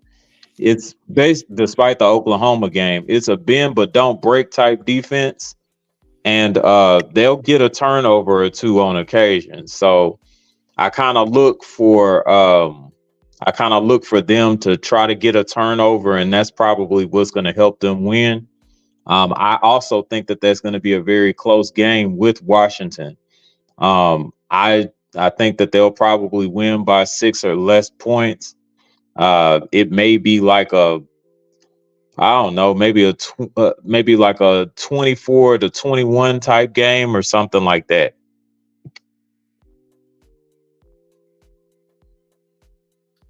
Okay. JB, who you got? I just got this feeling. I mean, you said Sam Ellinger. I thought it was Quinn Ewers. Yeah, I'm sorry. I'm sorry. That Okay. boy play for the Colts now. I'm sorry. Right, Samuel. But Yes, you was. I'm going with Washington because they got Penix. Um, and even though I don't like Bo Nix, um, I don't like Bo Nix. I think he's overrated. I think he's surrounded by good talent. That Oregon team had phenomenal offense, and I think it's a little bit better than Texas. Um, I think, man, I'm just going, and I would love to be wrong. I don't take this shit personal. If I'm right, I'm right. I'm wrong is wrong. This is what we do this for. I think Mhm. Washington gonna beat the shit out of Texas. Ooh. What you got for the score, JB? It might be 44-21. Ooh, wee. Okay. Okay, Okay. okay. Get a little Yeah. hot up in here, ain't it? Get a little hot. Nah, yeah, as crazy as it sounds, I like that, JB. I Yeah. like that. It's a hot take. Yeah, I'll take it. And and then if Texas just roll over Washington, maybe then this is just gonna hurt. This is gonna just make the NFL teams look at Penix sideways. Like if you can't handle that Texas defense, then should we pick you overall? So I'm putting my name out there for Penix. You see what I'm saying? Mm. Okay. Okay. Joe Town says go Dubs. Going with Washington. Living big with Big Red said Big Penix energy. Okay. Okay. And Joseph Town said it's okay, Brent. All white folks look alike. Oh, that's messed up. You crazy. But Coach, who do you got? Texas or Washington?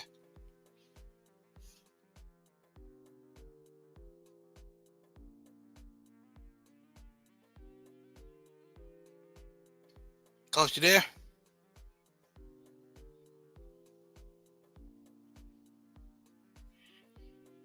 Hey, Brent, JB, y'all hear me? Yeah, I can Yeah, I definitely hear can. you. Okay. I think the backwoods got Coach. All right. I definitely want to hear his take. Yeah, I'm definitely interested in hearing what he have to say about that. But then come to think about it,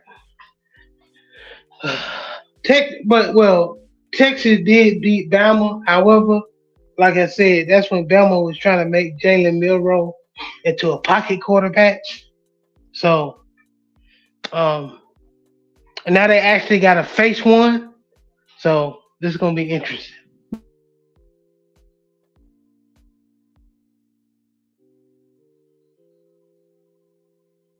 Well, yeah. But I think the more importantly, the running back that they actually have there at Washington is dangerous too. Ooh, I forgot about him. He a Yeah, dog. yeah. So we got to be careful with him on that. Like I could see them actually popping a big run off based off of a draw or something like that. Like maybe on second and long or something like that. So yeah. Can you hear me, bro? Yeah, we can hear you. I'm going with UT on this one. I think Michael Penix Jr. is gonna have an excellent game. However, I think UT is gonna find a way to get it done. I mean, truthfully speaking, just like the playing tournament this past week, the in-season tournament for the NBA. I mean, it's obvious that the NBA wanted the Lakers to win that particular tournament, and I think the same thing with the college football playoffs. From a ratings perspective, from a money drawing power perspective, we know that UT and Bama are the two bigger teams of the four.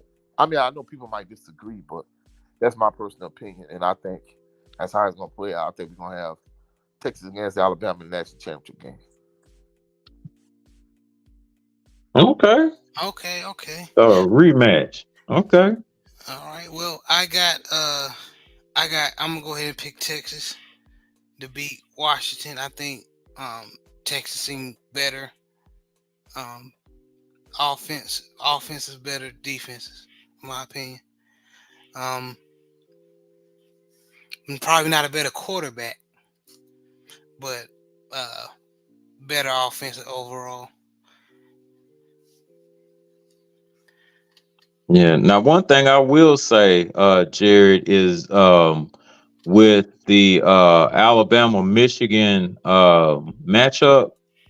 Now that I think about it, the team speed for Alabama could be a factor. But I don't see them. I still don't see Michigan's defense like being that bad against them. Having said that, but I think the fact there is a factor with team speed for Alabama that could cause problems. I think Michigan's gonna give up some big, them athletes they got over there at Alabama. You gonna give up something, but Michigan, I believe, in my opinion, should be able to withstand the storm, and they should be able to come out victorious again. That's what I think will happen. I could be wrong as hell. Yeah, I think that defense is strong enough to kind of help withstand Alabama's primary attack, because they're going to do a lot of zone read. So, I think that Michigan is suited enough to try to slow that down. They're not going to completely stop it, but I think they'll slow it down to a point to where the game's going to be manageable. And like you said, they running backs, I think they're probably going to eat. Yeah. Yeah, Blake Corum was a beast. He one of the best. But lastly, y'all, and then we're gonna go ahead and wrap the show off. Show up. What do y'all think?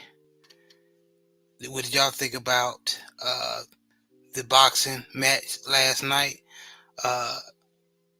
Devin the Dream Haney versus the Rougarou from Louisiana.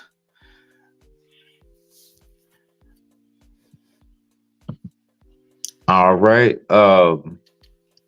Anybody else want to go first? You can go ahead, Brent.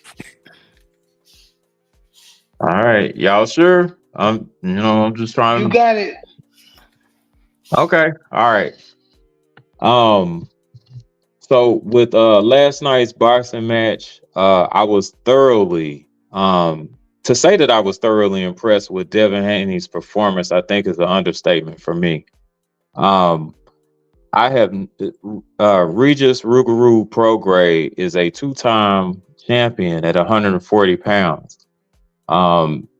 He has been able to not only get a championship via destructive stoppage by a common opponent for Terrence Crawford. I mean, he knocked him out faster than Crawford knocked him out. And then he was able to come back and get a belt after losing the tournament to and it was controversial, losing controversially to Josh Taylor. Even with that particular loss, and then yes, there may have been there was a shaky performance at a homecoming fight.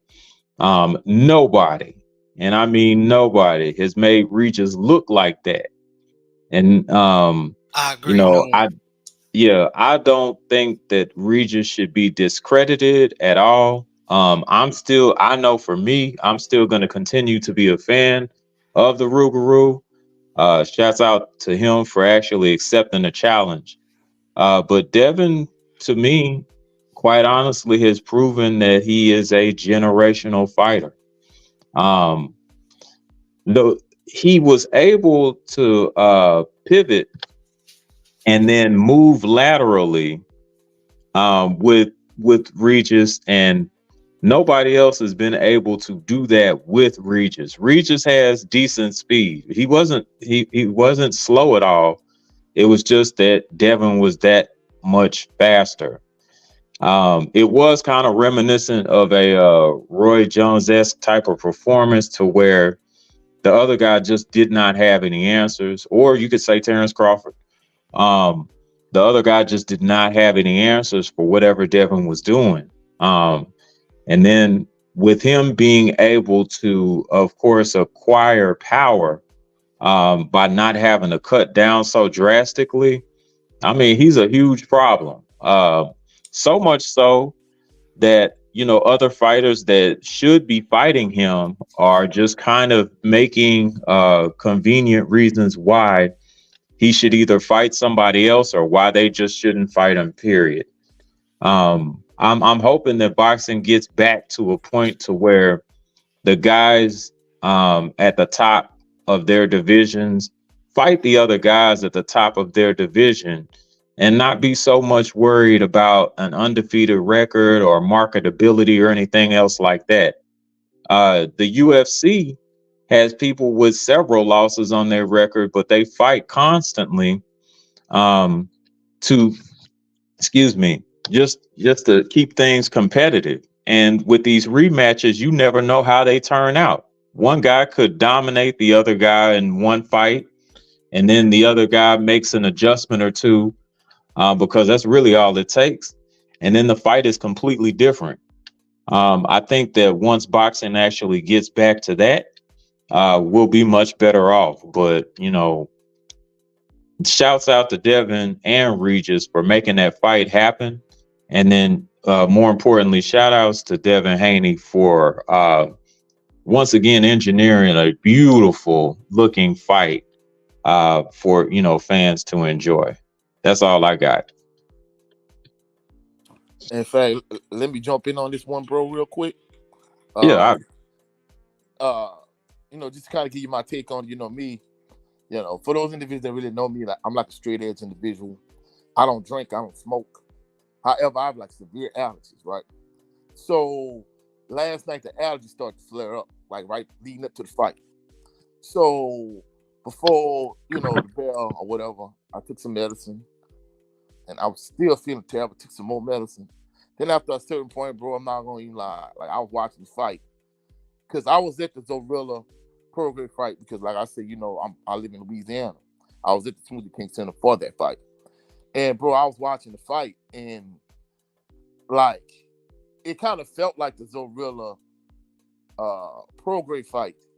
That's how out of it I was in terms of not trying to, you know, use recreational drugs, but just trying to feel a better perspective. So I'm watching the fight, and bro, I don't even remember what I saw.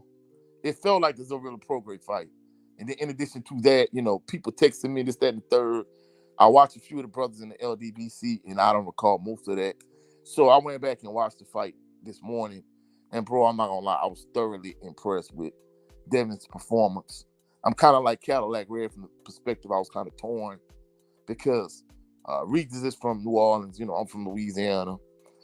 In addition to that, I met Bill Haney at the meet and greet, and bro, Bill Haney is such a nice guy. Gentleman. You know, just so genuine. He a gentleman. Bro, I was kind of torn. You know, I really didn't pick a side. My perspective was just hopefully the best man wins. And of course, Devin put on a masterclass performance. You know, shout out to Devin Haney. But like the brother Brent Fox said, I'm still gonna rock with Regis. I still support him. Regis still my guy. He's still one of my top 5 favorite fighters. For those individuals that have been on my channel, I mean, at this point, it's strictly a Southern University channel at this point. But initially, when I was trying to get into the boxing aspect of it, I did a top 5 favorite fighters. Both of those guys are my top 5, and nothing's changed after the fight last night. Okay. And Joseph Townsend just hopped on the panel real quick. What's up, Joe? What's going on? Salute to the family. How's everybody doing, man? Happy Sunday to y'all, man. Salute to you, bro. Happy Sunday, brother. Thank you for joining, man. Even Yes, with the sir. situation you got going on, appreciate you, man. I had a little moment to slide in and hang out with the family. Y'all cooking tonight, so I had to give me a little cookie in real quick, you know. All right, well, the fire hot, brother. Fire hot. But you said in the conversation you was in the building. Okay. Oh yes, sir. Sat on the floor, row four. You feel me? Yes, sir. The Bay Area West Coast Division of the LDBC was in the building. You Yes, feel me? sir. You Yes, know, sir. yes, Yes, sir. sir. Yes, sir. All right. Yada that mean. I got you. Yada, yes, sir. You feel me? So, yeah, no, it was a tremendous fight. I linked up with BFTB, linked up with him, linked up with Blue Blood, linked up with the brother Meredith Campbell. You know what I mean? Linked up with the brother D Man Jr. Oak Park Boxing was there, but I didn't get a chance to see him. So LDBC was definitely in the building. Yes, Um, sir. I met um, Meredith Campbell and BFTB. Both them dudes cool. And Bill Handy took a picture with my pops, man. All them dudes cool, man. all of Yeah, the, yeah. Coolio. Shout out to Meredith Campbell, Mr. Texas Southern. You know. yes, sir. Yeah, I was able to go. I had credentials to the presser and to the weigh-in, so I kicked it with Bill and Dev, and kicked it with the whole family and everything. All the Haneys, they class individuals, they gentlemen and the scholar, as they say. You know what I mean? So shout out to them. You know what I mean? So yeah, it was definitely a great time for sure. Yeah, it looked like a definite good time, man. Um, man, uh, it was Brent and then Brother Joe. JB, what did you think about the fight, man? Just like I thought it would happen, Devin beat the shit out of Regis, and I like Regis, but I just think that what a lot of the LDBC brothers like Stormy and Drew and some other brothers that was talking It will. and it will. Devin was drained going down to 135. Now at 140, it's basically, he's at home at that weight. His body, carries he's strong at 140. So you can see he got like more pop on his punches. At 135, you can see he had pop, but you know what I'm saying? He would bruise up his fighters like Lomachenko, but it didn't have the snap on it. So now in this fight, now that he grew into that 140 body, he got snap on his punches. So I just think that and I mean, it was just like Regis never boxed before, man. It was incredible. I feel bad for Regis because I like Regis. However, they was his team, especially his strength conditioning coach, was talking a lot of trash during the lead on to the fight, and yeah, and I was telling some of Jared and Pops, hey man, I think that this was gonna be a mismatch because I I like Regis. I don't see on nobody on Regis' schedule that matches Devin's skill set. You see what I'm saying? Um, and it showed. He took Devin is the type of fighter that takes away your best thing. And those fighters that take away your best weapon and can adjust will always win over power. So that's just my opinion on the fight. All right, Coach, did you speak on it? I did, bro. Okay. I ain't want to miss Joe. I know you just introduced yourself. Did you want anything else you wanted to add to the fight? Because you was there. You know I do. Come on now, you know I do. Yes, sir. As far as the Bay Area division of the DHPLDBC, you know I got something to say. Yes, sir. Yeah, but again, shout out to the whole Bay Area that showed out. 17,000, 19,000 strong. The whole place was sold out. Wasn't no empty seats.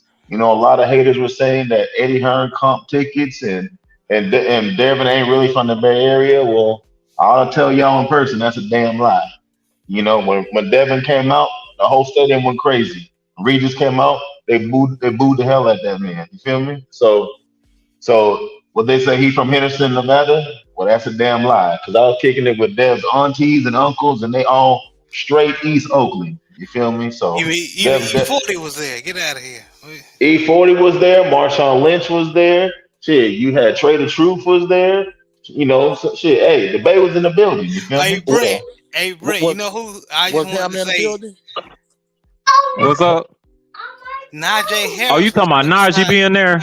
Yeah, Najee. Yeah, yes sir. Yeah, you talking about Najee being up there? Yeah. And Najee from Hayward, California. You know what I mean? So yeah, he from out here. So Yeah. Was MC So- Ham in the building? hey, I'm not sure. A lot of folks behind the scenes. I couldn't see everybody, but I heard that Hammer was in the building. That's what I heard. Yeah, because that's all Nick J was talking about. MC Ham. Hey, you know. But yeah, no, regarding the fight, again, folks want to start putting respect on Devin's name. You know what I mean? They may not like him for whatever reason, for whatever haterism they got in their body or whatnot, whatever Devin and Bill, proceeds to just ooze out of these people. Devin's the truth. You know what I mean? Devin is a generational talent to where, like you said, like the brother said, he can take away your best weapon and use it against you. You know what I mean? Devin said from the lead up that Regis was a one-trick pony. All he got is power. And then we saw that that's pretty much all that he had. You know, they said Lomachenko got the footwork, speed, and the angles, which is actually capped. Devin Haney got all that. His footwork was phenomenal. His ring generalship, his ring IQ. Regis didn't throw that many punches because every time he threw a punch, he got countered by Devin Haney. You know what I mean? So a lot of folks were saying, the haters always got something to say about, oh, he should have knocked him out. Da, da, da, da. Well, it's something about whooping somebody's ass for 12 rounds. And then You you got to shout out to Bill Haney, because Bill Haney in the corner said, "Stay on task." yeah. Basically, because before Bill said that, Devin was trying to knock him out. He almost did.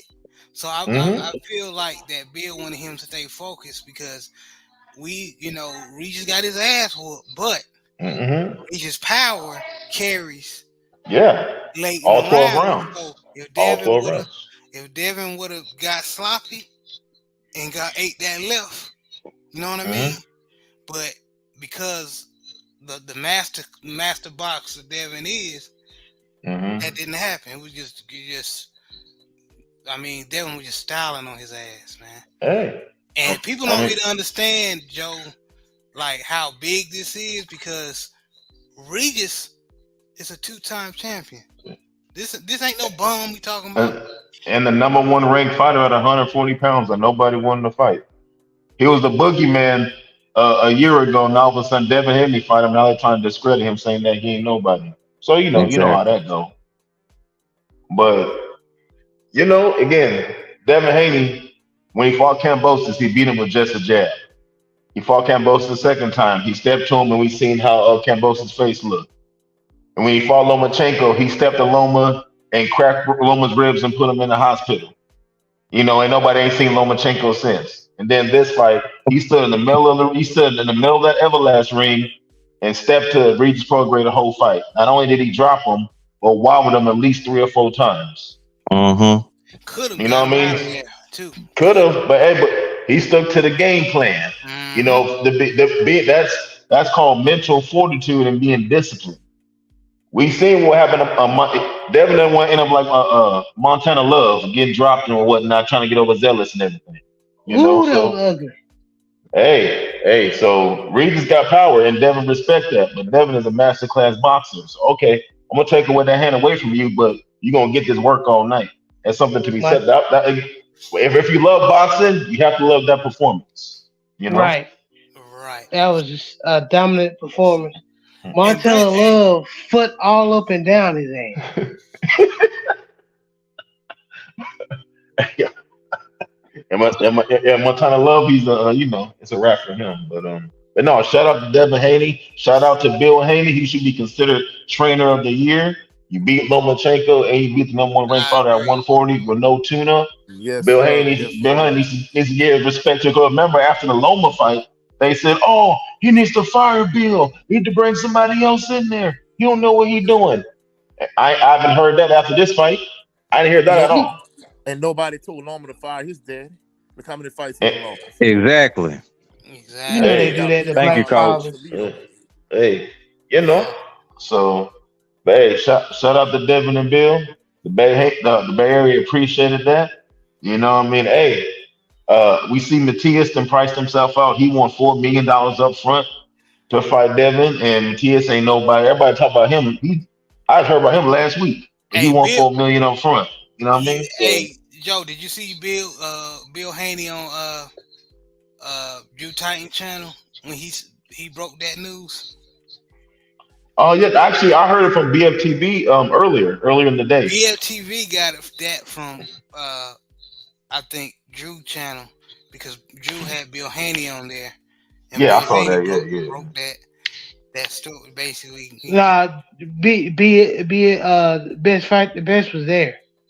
Oh He yeah, was- I forgot he was. So he Yeah. must have got it from Yeah, Bill in yeah. person. Never the mind. horse's mouth. Yeah. Yeah. Yeah. But So hey, you know, they said Devin Haney don't sell out nothing. Devin Haney ain't nobody, but it seemed like Devin Haney's pillar fisted. But everybody who wants to fight him, they want their biggest payday. Funny how that works. You know what I mean? hey, your face ain't marked up. I mean, Hey, I see a lot of people faces hey, marked up who fight him. So that's hey. he pillow fisted all right. But let me answer Brandon Brazil's question. He said, who do you think y'all think about Colorado offensive coordinator getting a head coaching job? Yeah, San Diego. San Diego State. Yeah, the Aztecs. He had I think Sean Lewis played it classy. He had nothing but good things about Coach Prime, and Coach Prime did one of his things he did say was his job is get a lot of these coaches other jobs, and that's what Mm-hmm. he did. So that's the Coach Prime effect, man. Good question, Brandon. Brandon also said it's because so many belts have different mandatory challenges. Guys have to drop their belts to make top fights. Nah, that's not really true. Yeah, You can even if somebody's a champion, let's say Devin Haney was undisputed at 135, which he was. Tank said he don't believe in belts. We don't believe Tank Davis is a star. He don't believe in belts, even though he's a junior WBA champion, still paying sanction fees. Anyways, so even if Tank don't want the belts at 135, him and Devin can fight without the belts. So belts don't hold up anything. If you want to fight somebody, you make it happen. We see that what's going on in Saudi Arabia right now with that big old card on Mhm. December 23rd. who I can't So, wait, yo. so hey, the belts ain't got nothing to do with it. If you want the smoke, come get the smoke. That's true. That's true. And his last question is Devin versus Tank. Who you got? I got Devin. Yeah, I have Devin on points. If they're fighting at 140, I definitely have Devin on points. I think that and I've said this for quite a while. I think Devin will frustrate Tank, and Tank is probably going to walk into something, and that he might do a Regis Prograis at this point, to where he walks into something and then gets sat down. But yeah, I see Devin frustrating Tank the whole fight. I don't see Tank taking that fight, to be truthful. Not no time soon. I think he's looking more for the Monster Inoue fight than he's looking for more so than a fight with Shakur or a fight with Devin. Especially not with Devin. He don't want no smoke. But if they were to fight, I'll lean towards Devin also. Masterclass performance, kind of like last night. Mm-hmm. I'm just going off what Tank Team said. Tank Davis' team said that Devin should fight Boots Ennis next. Put this phone down. And hey, that's what they said. And then also Leonard Ellaby said, they're not in the business to paying fighters. So they said Devin Haney won't too much, even though they don't know what he's asking for. Even though Devin Haney's camp said, give me the same contract you gave Ryan Garcia. So Ain't that crazy, bro? Even though they still ain't sent a contract yet, they're saying that he needs to fight Boots Ennis And then Tank Davis, Calvin Ford said, well, you know, if we're gonna fight, gotta be at 135 now. Even though Tank then fought at 140. So that sounded all like duck talk to me. So I don't think that's gonna happen either. If it do, it's gonna be around 140 or whatever. So if they do fight, I got the kid from the Bay Area who want all the smoke. That's who I got. Yeah, that's crazy. They talking about he priced himself out. That man ain't even asked for no money yet. He said, "Give me the same contract that Ryan Garcia got," and all I heard was crickets. Yeah, well, they tried to flip it around and spin it. You know how they do. They tried to spin it and be like, "Well, yeah, he asked for $30 million." Then somebody else clarified, and it was like, "No, that was something that Ryan got on the back end because the pay-per-view did that well. It wasn't that they were asking for that amount of money. They were just saying, give me the same deal that you gave Ryan, which should be Ryan Garcia got $2.5 million up front, and the rest was all pay-per-view money. So what's wrong with that contract? Right. I don't get it, bro. I don't get it. Like Big Joe said, that ain't nothing but duck talk. That's all that is. He don't want to. Yeah. Mm-hmm. But then again, when he wanted to fight Hector Garcia, it wasn't a problem. No, it sure wasn't. When he wanted to fight Pitbull Cruz, there wasn't no problem. When he wanted to fight Ryan Garcia, there wasn't no problem. So what's the problem with Devin Haney? And if y'all remember, that was from the original fight that he was supposed to have with Rolly. And then Rolly had, that SA thing going on. And then Devin actually threw his name in the hat and was like, hey, yeah, I'll fight you next. Next, and they act like Devin ain't said nothing. Yeah, I know they ain't. I don't know. Because they want to like he ain't saying anything. Because what a Tank fan told me, a Tank fan said, y'all put too much pressure on Devin Haney, have him try to fight everybody. I ain't gonna do that to Tank. I ain't gonna put no pressure on him to fight nobody. That's the difference between a DHP fan and a Tank Frank. You feel me? Oh, okay. Yeah, I mean that play he pulling is right out the Anthony Joshua playbook. He get damn. Yeah, for real. He gave Joseph Parker a percentage split. But yeah, you're gonna turn around and you're gonna have Eddie Hearn tell Wilder, hey, you're gonna get a flat fee. You're only 10 million. Now 15 million. No, bro. Like, come on, man. Anthony Joshua would know that Deontay Wilder is the biggest name in the heavyweight division, way bigger than Joseph Parker. And the same thing with Devin Haney. Devin Haney is a much bigger star than Ryan Garcia. The only reason why Ryan Garcia got the pay that he got because he was fighting Tank. Now, how much more money you think if Tank and Devin Haney fought? How many more? How much more of pay-per-view buys they would get? How many more fans they would draw? Come on, man. Let's be realistic. He don't want no smoke. Yeah. Unfortunately, that is true. I mean, it's showing that it's true, just based off of these people's actions, man. That's sad. And then Tank ain't really thinking about it because Tank stands to make more money than what he usually make if he just go ahead and fight him. But Devin Haney is not a flat-footed Mexican either. Every fighter that Tank Davis fought was a guaranteed win. Name one fighter that he fought that everybody said, "Oh yeah, Tank will whoop his ass." You can't name one fighter. Regis Prograis was a 50-50 fight to corner everybody. Everybody said Devin will get knocked out by Regis. And then when he fought Lomachenko, everybody picked Loma to win. And then when Devin won, you had Bootsy and Nelly and everybody crying and won that on social media. You know what I mean? Yeah, even Jean-Claude Van Damme crying. So what's up? I am Trill Will. Salute, brother. Salute, Will. I mean, just think about it. So I don't mean to cut you off, JB. Just think about it. Tank didn't even want to fight Tevin Farmer, bro. He didn't want to fight Tevin Farmer. He didn't want to fight Gary Russell Jr. Do we know a black fighter that Tank Davis actually fought? I can't remember one, truthfully speaking. Nope. That's a good one. Because I can't remember either. And now argument don't work on Devin Haney either because he just fought Regis and Regis is black last time I checked. Yeah. I'm gonna put this in the pot. And that's going to be it. All right. Now, just like Coach said, there was a reason why, and I like Tank as a fighter.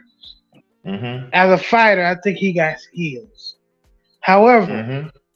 there's a reason why he's avoiding hell. Even a fighter like Tevin Farmer, Gary Russell, that Floyd or whoever he's with, or the big nose dude, I forgot his name. That used to be Floyd Flunky. Leonard Ellerby? Leonard Ellerby, yeah.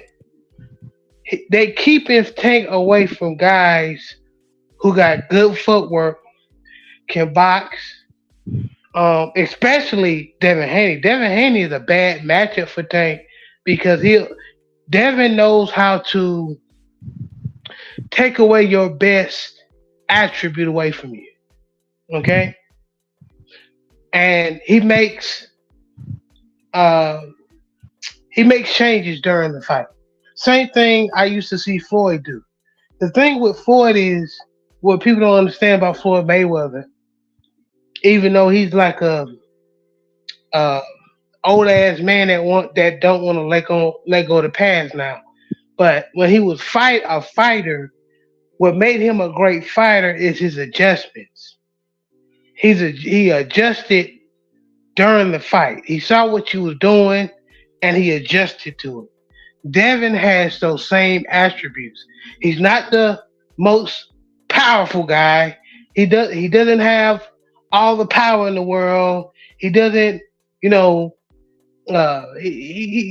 not one of these rock'em sock'em guys.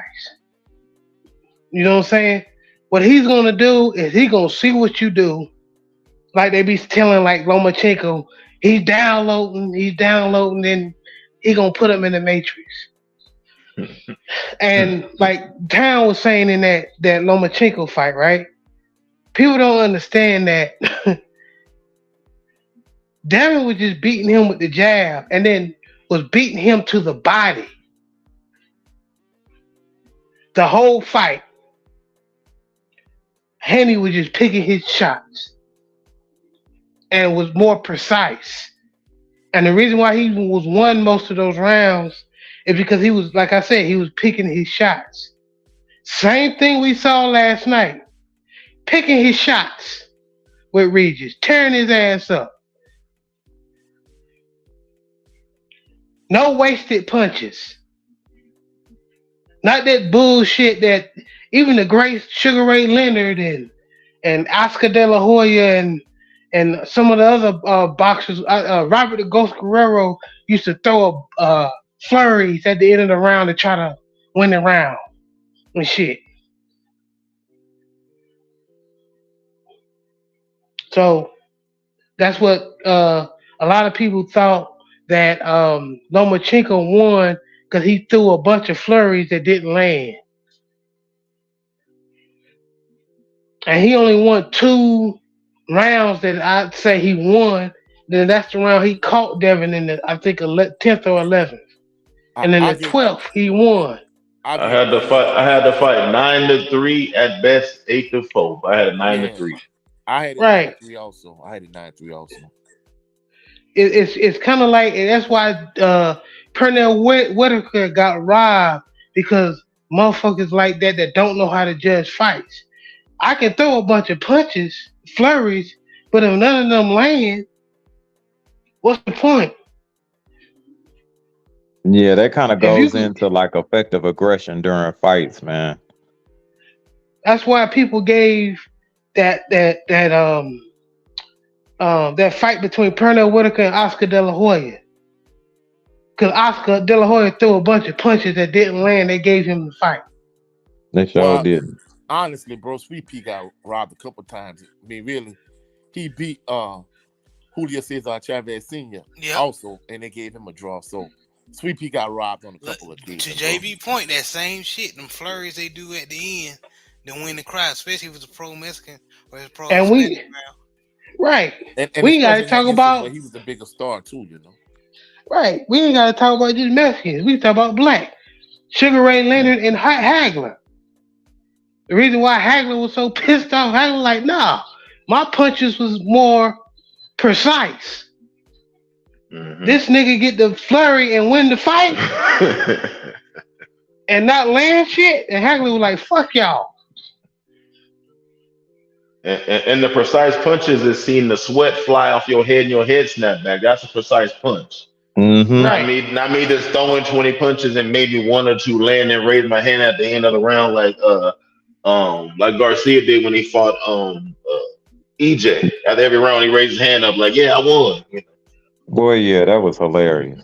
Yeah, that's a tactic they use, especially if they got a pro whatever crowd they are, pro Mexican, pro like 78 say who give a fuck a stand in there. Yeah. Yeah, definitely. But it's funny because like everybody say they love power and I want to see the knockout. That case, then Deontay Wilder should be everybody's favorite boxer, but we all know that's Captain. But they not. So because they criticize him. That's why I love Devin Haney, because the way they treat Wilder, right? They say, well, Wilder can punch, but he ain't a boxer, right? Yeah. But the thing is, what blows my mind is to know how to set up a knockout punch. You gotta know how to box, idiots. Yeah. You can't win the bronze medal Olympics and you've only been training for 6 months if you don't know how to box. Thank you, sir. And he was the only person to medal on that team. Yeah. I mean, you can't, again, like you said, brother, you can't set up the right hand if you don't know how to box. Everybody knows supposedly all he got is the right hand, but not even Tyson Fury can get out the way. So right. So George Foreman. Look, Town, like you said, all these great ass boxers, Luis Ortiz, Tyson Fury, hell, Malik Scott, on their ass. Again, the same reason why they hate Deontay Wilder, they should be loving Devin Haney, and the same reason why they hate Devin Haney, they should be loving Deontay Wilder. So which one is it? You know, the minds of the masses their attention span is like a damn gerbil. They'll believe anything. Goldfish. Terrible, bro. And we respect your opinion, Brandon Bazell. Tank your guy. That's your guy. All we ask is when Haney whooped his ass, fill up all up and down his ass.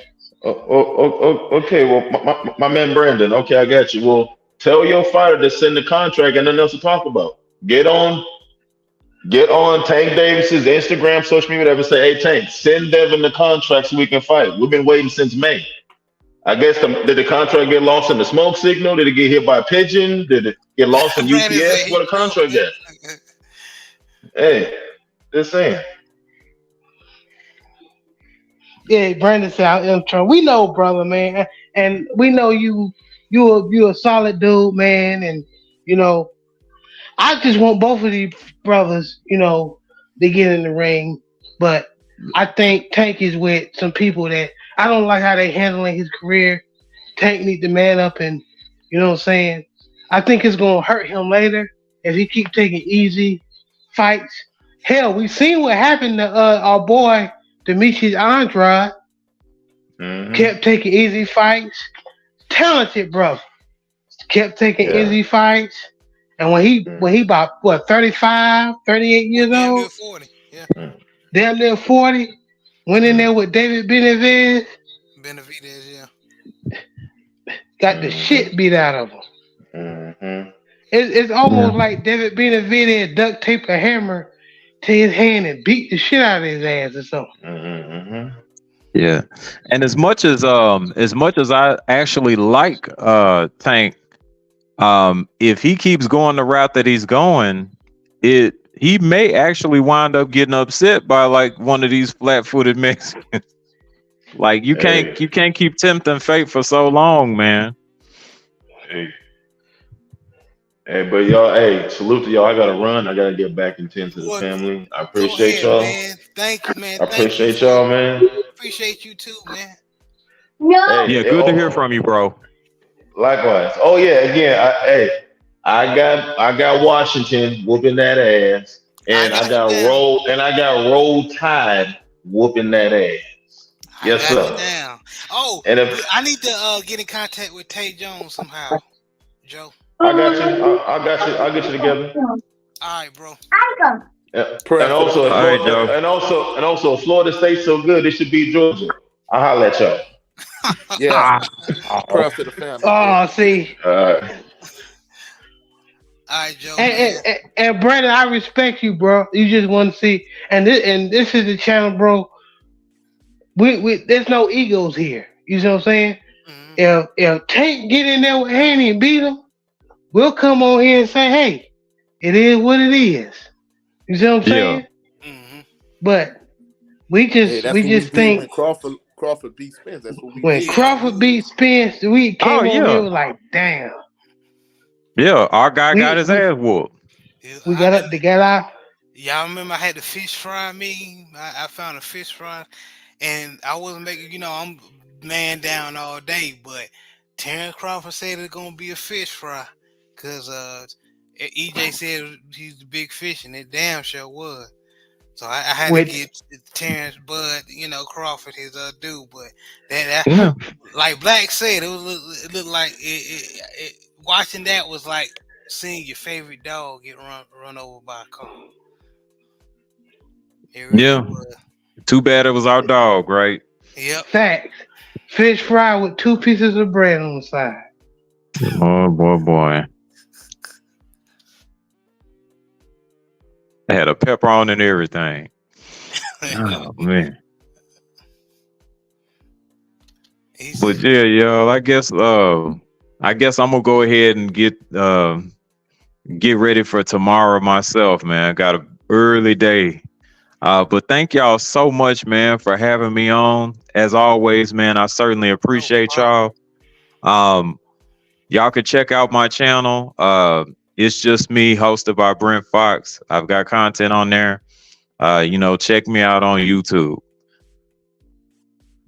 Please go All right, Appreciate you, y'all support go brother Brent, Brent. subscribe to Brent, bro.